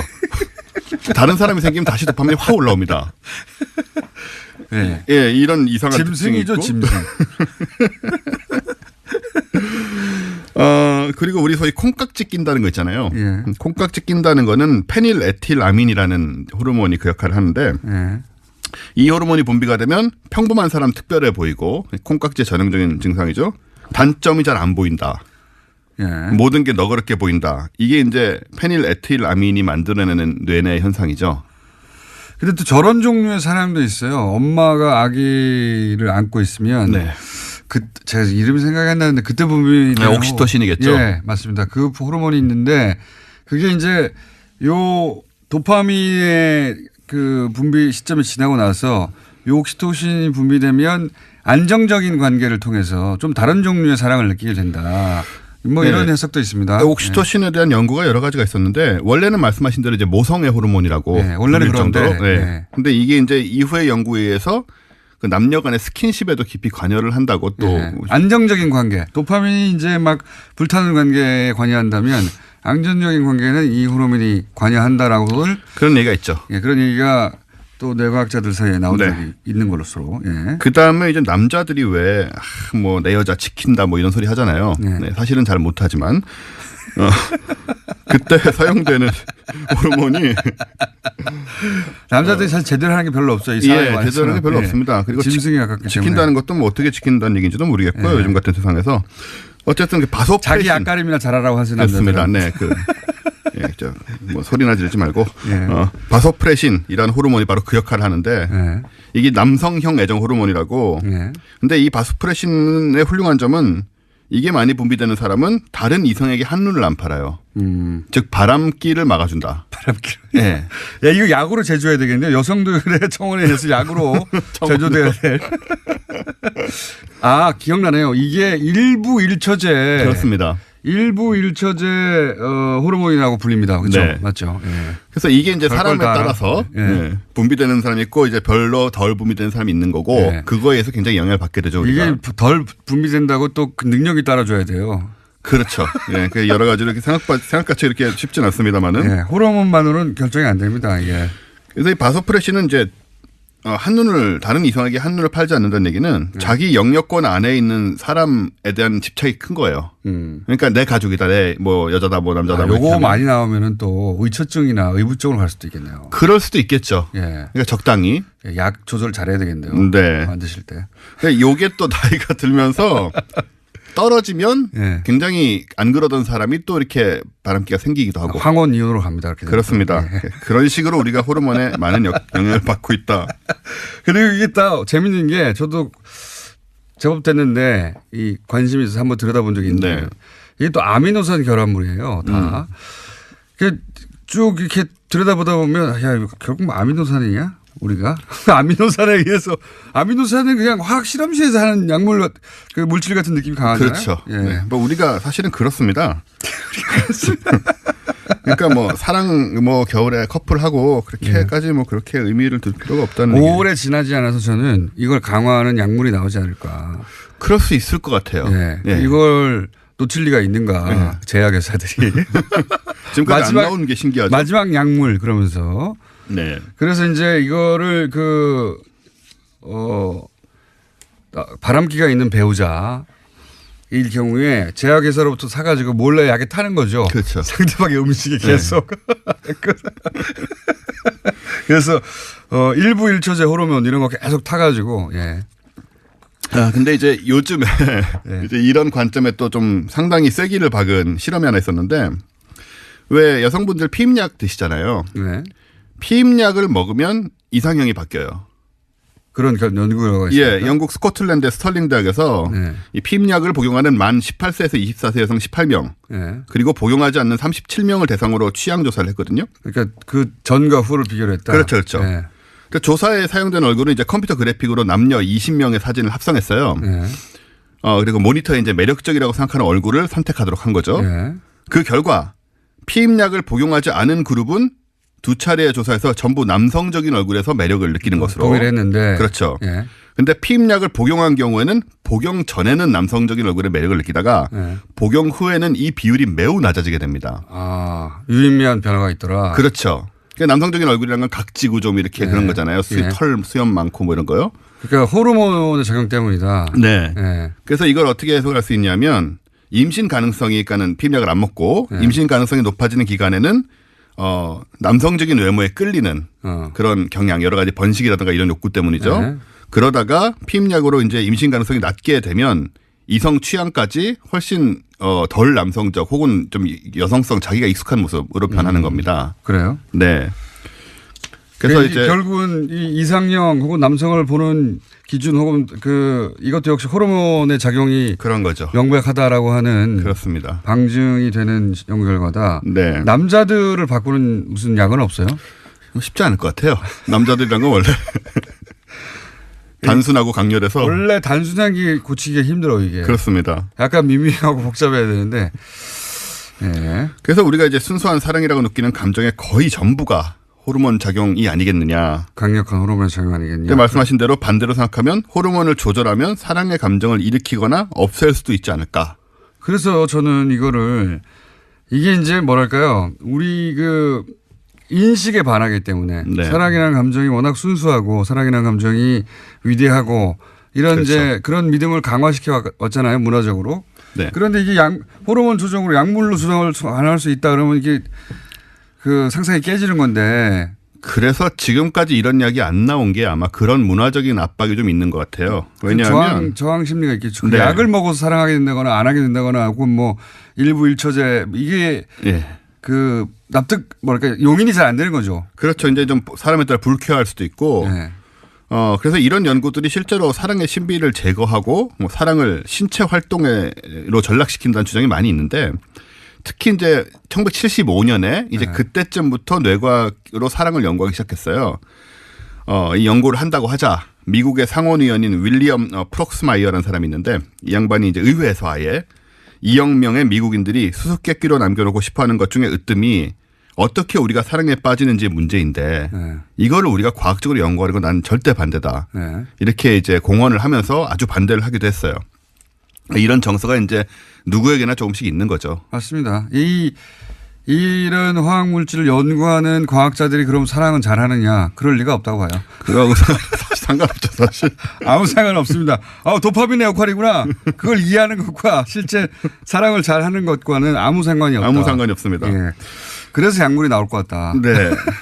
그래도 예. 생각해 보면 이제 우리가 이게 뭐 뇌 활동 이거 호르몬 활동이라고 해서 감정 자체가 없어지는 건 아니잖아요. 그리고 이걸 자기 마음대로 조정할 수 있는 것도 아니에요. 조정할 수 있는 것도 아니고 불가항력적인 면이 있습니다. 네. 예. 어쨌든 원인이 무엇이든 뭐 행복과 즐거움을 주니까 호르몬 역할이든 뭐든 간에 사람들은 계속 뭐 사랑에 목을 메고 올겨울에도 다 알겠죠. 커플로 행복할 근데 것 약이 같다. 나오면 이제 누가 사랑한다 그러면 약 먹었어 그러겠죠. 그러겠죠. 네. 좀 여기까지 기대되고요. 하겠습니다.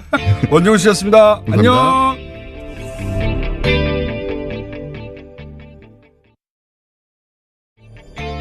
안녕하세요. 김호준입니다. 어제 해수부는 그동안 의혹으로만 제기됐던 해수부의 세월호 특조위 활동 방해가 사실이었음을 확인했습니다. 박근혜 정부의 해수부가 특조위 활동을 방해한 건 아예 조사가 시작되기도 전부터죠. 상임위원들이 임명장을 받은 건 2015년 3월 5일, 시행령이 공포된 것은 5월 11일.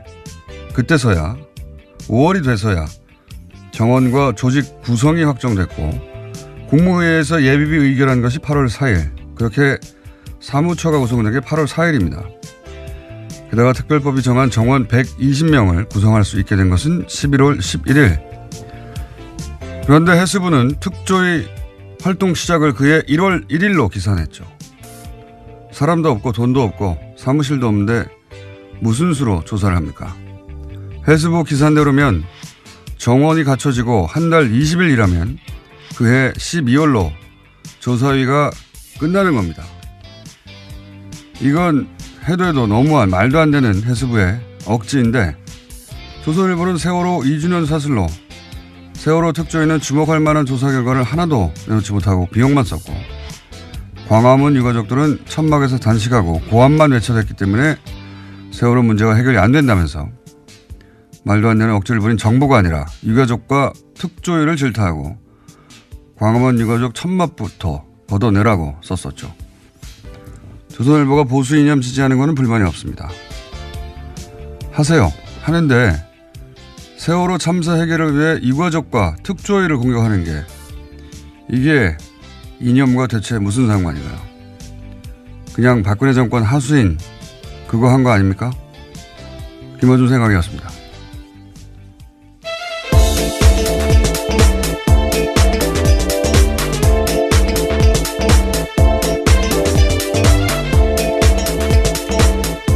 시사인의 김은지입니다. 네. 해수부가 방해한 게 이제 사실로 밝혀졌어요. 예. 네, 어제 해수부가 공식적으로 발표를 한 건데요. 감사관실의 자체 조사다라고 합니다. 요사는 저희가 잠시 후에 당시 특조위 관계자 연결해서 자세한 내용 들어볼 텐데 중요한 건 이게 해수부 자체 판단으로 할 수 있는 일이 아니라는 겁니다. 이게. 예, 당시 박근혜 정부 때 말씀하시는 거죠? 그렇죠. 여기 이제 어제 조사 결과로 나온 것도 아예 문건을 만들어서 그렇죠. 대응 문건이 있었습니다. 문건 보면은 여당 추천 위원 전원이 사퇴 또는 뭐 성명 기자회견 이런 내용이 문건으로 있는데 이 문건이 나왔던 당시에는 해수부가 부인했죠. 자기들이 만든 거 아니라고. 근데 해수부가 어떻게 여당 추천 의원 전원 사퇴를 자기들 마음대로 결정합니까? 예. 그리고 이건 장관도 결정한 게 아니라고 봐요. 박근혜 정부 시절에 장관이 무슨 의미냐요? 예. 박근혜 대통령이 최순실이 써준 거 읽으면 그거 받아쓰기 했어요. 장관들은.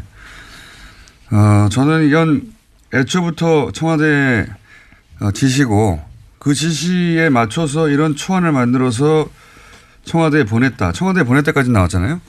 초안을. 이거는 청와대의 지시 사항이라고 저는 강력히 추정하는 바이고. 네, 그 지난 여름에 나왔던 캐비닛 문건에도 그러한 내용들이 있는데요. 비서실장 주재의 수석비서관 회의 정리 문건이 있었습니다. 여기 보면 세월호 특조위 무력화시켜라라는 지시가 있고요. 또 언론과 협조해서 일탈 행위 등을 부각시켜서 세월호 특조위 자체를 무력화라라는 주문이 있다라고 합니다. 그러니까 청와대 지시했고 청와대가 지시하니까 지금 특별법으로 만든 조사위인데 그냥 일개 부처가 아예 와해시키려고 한 거 아닙니까? 그리고 그 초안을 만들어서 청와대에 보냈고 청와대 지시 없이는 뭐 불가능한 일이었다고 보고 예. 그리고 실제로 그대로 진행이 됐죠. 예. 어떻게 진행되는지는 저희가 잠시 후 인터뷰 하겠고 그리고 또 오늘 추가적으로 밝혀진 건 그렇게 방해의 핵심 역할을 했던 사람들이 그 지금 현재 고위 공무원들이 해외에 나가 있다는 거 아닙니까 지금? 네, 해외 나가거나 해외 나갈 걸 앞두고 있다라고 오늘 아침 경향신문이 보도했는데요. 세월호 선체 인양 과정의 현장 실무자였다라는 해수부 고위공무원이 해외 근무를 위해서 면접을 앞두고 있다라고 합니다. 뿐만 아니라 다른 공무원 같은 경우에는 당시 참사 당시에 상황 보고 총괄 책임자였는데 이미 외국에 있다라고 합니다. 그러니까 세월호 2기가 출범하더라도요. 특조위 2기가요. 정작 중요한 조사 대상자들이 다 외국에 있어서 조사가 쉽지 않다라는 겁니다. 외국에 가면 되죠. 특조위가. 네, 국제기구 파견 공무원 같은 경우에 소속된 국제기구가 허가해줘야지만 귀국이 가능하다라고 합니다. 아니 뭐 귀국을 시킵니까? 가서 조사하면 되죠. 네.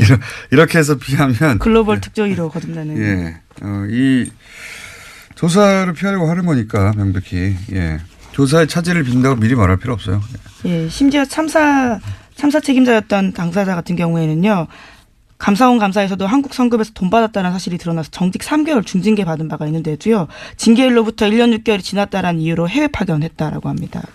이제 다 빼돌리는 거죠. 예, 좀 당연한 이야기인데 이 특조위가 좀 더 강력해졌으니까 필요하면 뭐 해외 출장을 단체로 가서라도 꼭 조사를 해야 된다고 봅니다. 예, 그냥 이미 사실로 밝혀졌는데 어떻게 그냥 넘어갑니까? 자, 다음 순요. 네, 김태호 전 청와대 대외전략기획관이 네, 서울대병원 노조가 서창석 병원장을 최순실 게이트와 연루된 의료 적폐로 지목하면서요 사퇴를 요구하고 있습니다. 또 무기한 파업에 들어갔는데요. 비정규직의 정규직 전환도 요구하고 있습니다. 서 원장 같은 경우에는 박근혜 전 대통령 주치 이루스요 비선 의료진을 묵인했다라는 의혹을 받고 있습니다. 묵인 정도가 아니라 뭐 굉장히 많이 등장하죠 사실. 근데 이분이 아직도 병원장이었군요. 예. 무기한 파업 뭐. 서울대 병원 입장에서는 당연한 것 같고요. 자, 다음 뉴스는요. 네, 자유한국당 신임 원내대표로 뉴스공장 게스트인 김성태 의원이 선출됐습니다. 김성태 신임 원내대표는 표결에 참여한 자유한국당 의원 가운데 과반 이상의 표를 얻어서 55표인데요. 이번에 신임 원내대표가 됐습니다. 한 표 차이로 과반을 통과했어요. 아주 아슬아슬하게. 저희 고정 코너인 내부자들 어떻게 될까요? 예. 내일 결정되나요? 저도 모르겠습니다. 오늘 통화해 보려고요. 자, 다음은요. 네, 자유한국당은 어제 검찰이 최경환 의원을 상대로 체포동의 요구서가 접수되자 표결에 참여하지 않겠다라는 방침을 정했습니다. 장제원 수석 대변인이 밝힌 바인데요. 자유한국당 의원들은 체포동의안 투표에 참여하지 않는 것이 정당하다면서 그런 선례를 만들었으면 좋겠다는 차원에서 안 한다라고 밝혔습니다. 친박이 아니라 친홍이었으면 지금 뭐 전면 투쟁 나섰겠죠. 예, 지난 며칠 전에 저희 예상한 바입니다. 예. 가라 이거죠. 이것은 체포동의안이 통과되라는 겁니다. 예. 이 네. 표결에 참여하는 정당 정의당, 바른정당, 예. 그리고 뭐 여당, 국민의당도 예. 통과시킬 대상자니까요. 예. 예, 물론 이렇게 설명하고 있습니다. 의원 개인들이 적극적으로 설명하고 극복해 나가길 바란다는 마음이다라고요. 너 혼자 해보라는 거 아니죠. 예. 너 혼자 잘 해보고 가라 이런 얘기입니다. 다음 뉴스는요. 네, 국민의당과 바른정당 부산시당이 내년 6월 지방선거 때 후보 단일화를 추진하기로 했습니다. 두 당의 부산시당은요, 그제 부산시 의회에서 기자회견을 열고 정책 선거연대 협의체 구성 공동 합의문을 발표했습니다. 그리고 내일 부산시 의회에서 안철수, 유승민 대표와 의원들이 세미나를 열기도 합니다. 첫 사례네요. 예, 선거연대 한다고 계속 얘기해봤는데, 근데 관련해서 리얼미터가 실시한 부산시장 적합도 여론조사 결과가 재밌습니다. 네. 1, 2, 3위는 이제 친여 성향의 지금 현재 친여당 성향의 인물들이고 쭉 보다 보니까 꼴찌에 국민의당 안철수 대표가 있어요. 이거 네, 뭐 하위권이라고 할 수 있는데요. 이게 꼴찌예요, 꼴찌. 생각해 보면 왜냐하면 뭐 수치를 제가 말씀드릴 수는 없는데 바른정당의 모 의원과 제가 자세한 수치를 말씀드릴 수 없어서 그냥 수치를 빼고 말씀드리면 0.1% 차이거든요, 지금. 부산 출신인데. 자, 어쨌든 처음으로 국민의당과 바른정당 후보 단일화 추진하기로 했다. 해서 관련 여론조사도 지금 언론에 등장하고 있다. 네. 오늘 여기까지 해야 될 것 같습니다. 시간이 부족하네요. 네, 그러시죠. 하나 더 있는데요. 정부의 강정마을 구상권 소송 철회가 있었다라는 소식 짧게 전해드리겠습니다. 보수 정당이 이제 전선을 형성하려고 할 뉴스겠네요. 네, 문재인 대통령 공약이기도 했습니다.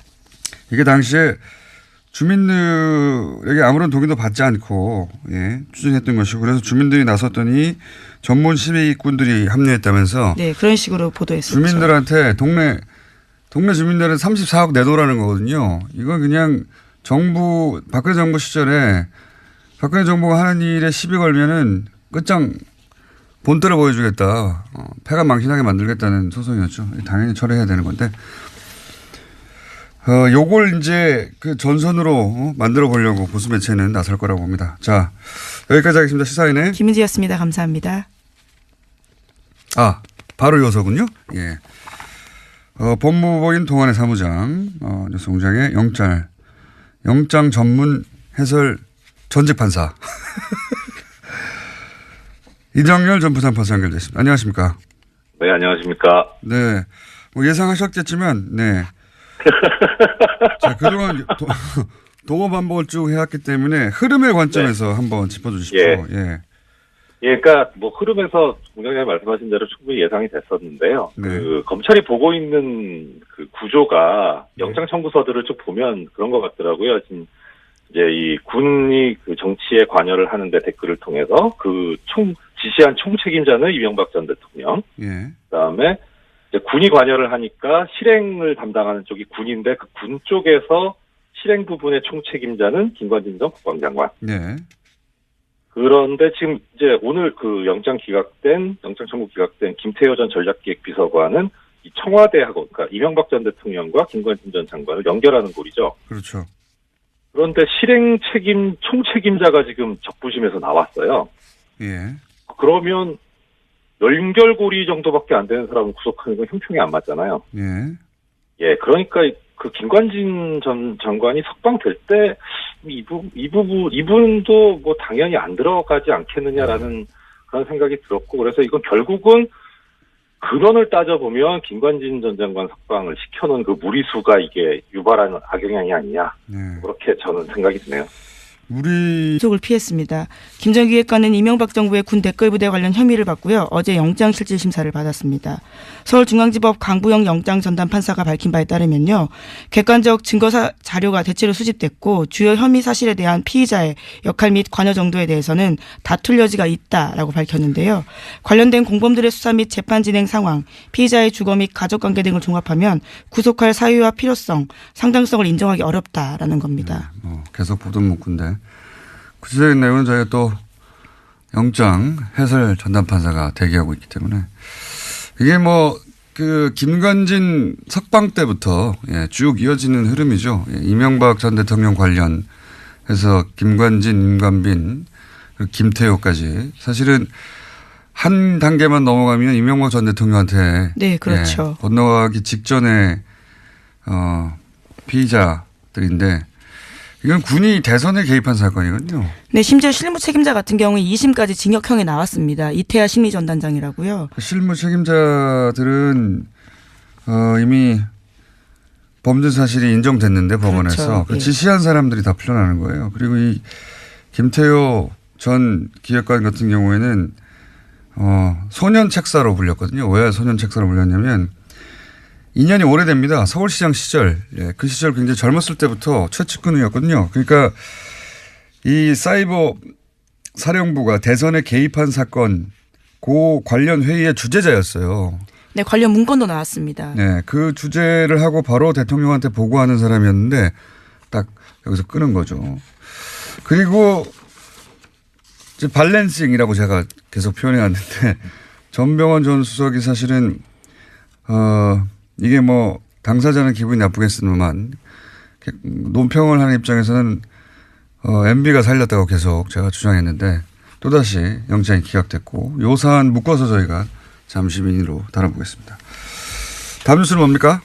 네, 관련해서 국정원 이야기들을 또 안 할 수가 없는데요. 2013년 국가정보원이 박근혜 전 대통령에게 최동욱 당시 검찰총장의 문제점을 지적했다라는 보도가 있습니다. 그러면서 보고서에 이런 내용이 쓰여 있는데요. 외부의 힘에 의한 특단의 조치가 필요하다라는 겁니다. 당시는 국정원이 댓글 사건으로 검찰의 수사를 받고 있었는데요. 이후에 최 전 총장은 혼외자 의혹이 불거지면서 불명예 사퇴했습니다. 이건 뭐 모두가 그렇게 생각하지만 물증을 잡지 못하는 최동욱 전 총장을 찍어낸 게 결국은 국정원 발 아닌가 생각해 왔는데 그 근거가 하나 나온 거죠. 그러니까 이게 국정원은 당시 이제 범죄 피의자였단 말이죠. 예. 네, 그렇죠. 수사를 받는 대상자였습니다. 강도가 수사관을 날린 거죠. 예. 나 저 사람한테 수사받기 싫어. 그랬더니 그 감독 기관인 청와대가 오케이 날려줄게 하고 날린 거죠, 이게. 예. 네, 외부의 힘에 의한 특단의 조치가 필요하다라는 문구가 특히 눈에 띄는데요. 당시 이후에는 최 전 총장이 언론 보도를 통해 가지고 굉장히 곤혹스러운 상황을 겪었거든요.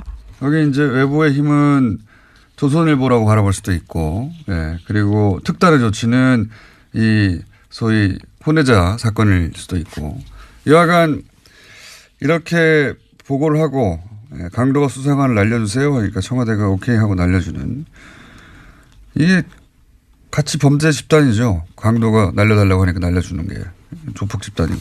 네, 그래서 이와 같은 혐의들이 추가돼서 남대준 전 원장의 공소장에 쓰여 있다라고 합니다. 청와대가 범죄 집단이었던 거예요, 같이. 예. 자, 다음 뉴스는요. 네, 어제 최순실 씨의 해외재산 관리인으로 의심받는 데이비드 윤 관련된 소식 전해드렸었는데요. 데이비드 윤이 부동산 개발업자에게 청탁을 대가로 뒷돈을 받은 혐의로 인터폴에 적색 수배됐다라는 내용이었습니다. 관련해서 검찰이 주요 단서를 파악했다고 TV조선이 보도했는데요. 최순실 씨를 거쳐서 박근혜 전 대통령에게 청탁이 전달됐고 실제로 국토부에 지시사항이 내려갔다라는 겁니다. 특히 그 근거는 안종범 업무수첩인데요. 여기에 보면 담당 공무원들의 이름과 국토부 확인, 점검 같은 메모가 있고요. 또 지난해 7월에는 덮자라는 메모가 있다고 합니다. 어제는 데이비드 윤이 자체 로비를 한 것인가 이름을 판 것인가 정도였는데 이제 한번 더 들어가서 이게 실제로 국토부 지시가 이루어졌다고 하니까 우리가 익숙했던 그 패턴 최순실이 얘기하고 최순실이 말하면 박근혜 대통령이 지시하고 그것이 안종범 수석에 의해서 실제 실행이 되고 수첩에 등장하고 종범실록에. 예, 그 패턴 그대로인데 완전히 새로운 내용이네 이거는. 근데 데이비드 윤이라는 인물 최순실의 해외 도피재산의 관리자가 아니냐 하는 의혹을 받던 이분이 실제로 국내에 들어와서도 기획부동산에 참여해서 이거 하고 나서 50억을 약속받았다는 거 아닙니까? 네, 성공보수로 50억 원 받기로 했다라는 건데요. 이러한 부탁을 받고 난 뒤 한 달 뒤에 최순실 씨가 데이비드 윤한테 문자 보냈다라고 합니다. 부탁한 건 지금 검토 중이다라고요. 그러니까요. 요거 아주 큰 건이네요. 뭐랄까요. 기획부동산 정부였다. 예. 부끄러움이 없으니까요. 예. 뭐 이권 청탁이 들어오면 대통령 입을 통해서 그대로 수석을 통해서 공무원한테 지시되는 그 패턴이 다시 한번 구체적으로 확인된 거네요. 예. 요거 혐의 추가되면 또 형량이 늘어나겠습니다. 예, 아무래도 그런 상황인데요. 예, 검찰이 계속 주시하고 있습니다.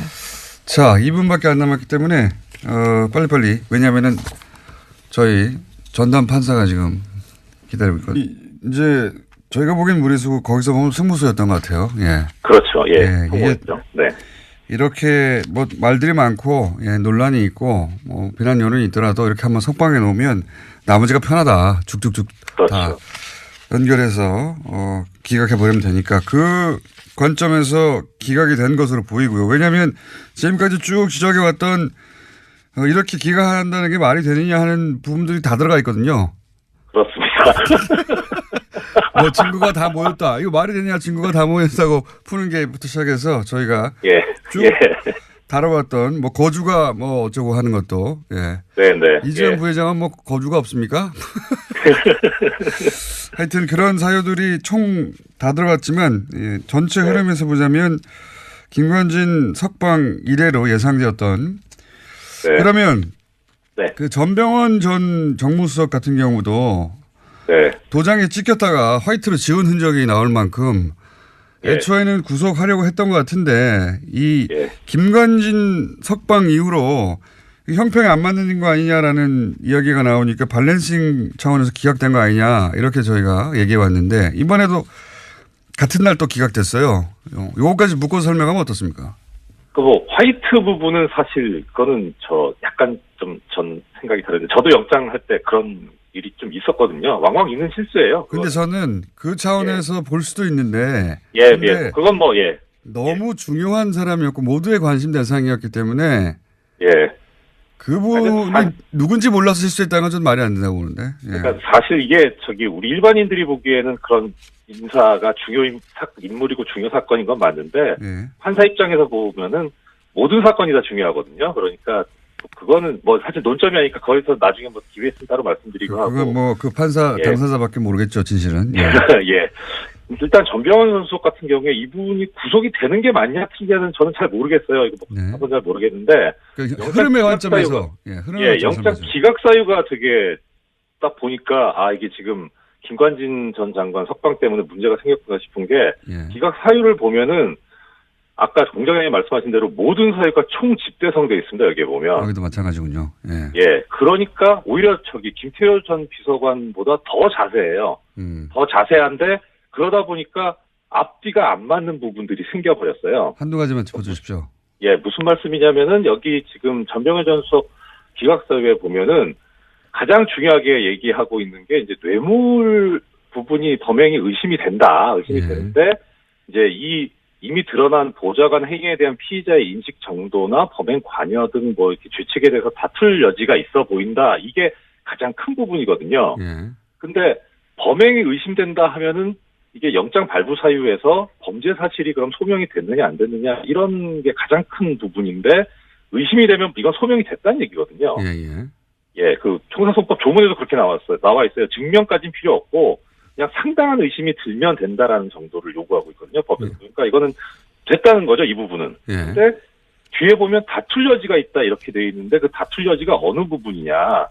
이게 뭐 알리바이 같은 그 피의자 쪽에서 증명해야 되는 부분이 아니라 인식 정도 이렇게 나와 있는데 인식 정도 이거는 고의에 관한 문제라 범죄가 성립되냐 안 되냐의 문제거든요. 그러니까 범죄 성립 부분에서 다툴 여지가 있다 이렇게 돼버리는 거하고 앞에 그 뇌물 부분이 뭐 의심이 된다 이건 앞뒤가 안 맞는 얘기인 거예요. 이것도 역시 김관진 석방으로부터 비롯된 그 기준들이 마구 흔들리면서 엉망진창이 돼서 그렇죠. 그걸 끌어다 쓰려다 보니까 김관진 전 장관 석방 때 보면은 그 사유가 또 그때는 그렇게 돼 있었습니다. 뭐 위법한 지시라든가 이런 그 공모 여부에 대한 관여 정도 어쩌 이런 식으로 돼 있어가지고 그 부분을 옮겨다 쓰다 보니 이게 지금 같이 가려고 하다가 앞뒤가 안 맞게 꼬여버린 그런 게 여실히 드러나 버렸어요. 그렇군요. 자, 저희가 거의 비슷한 얘기를 몇 달째 하고 있습니다.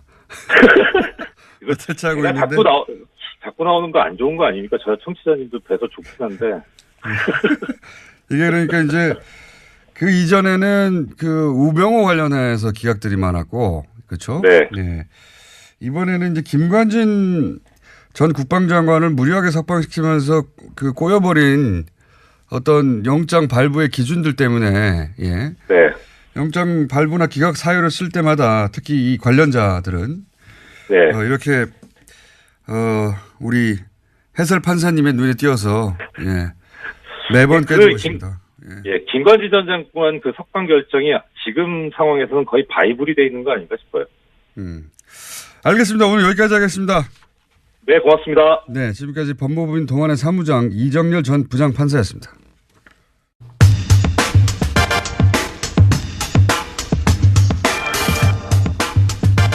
박근혜 정부 시절 해수부가 세월호 특조위 활동을 방해했다는 의혹 사실로 밝혀졌습니다.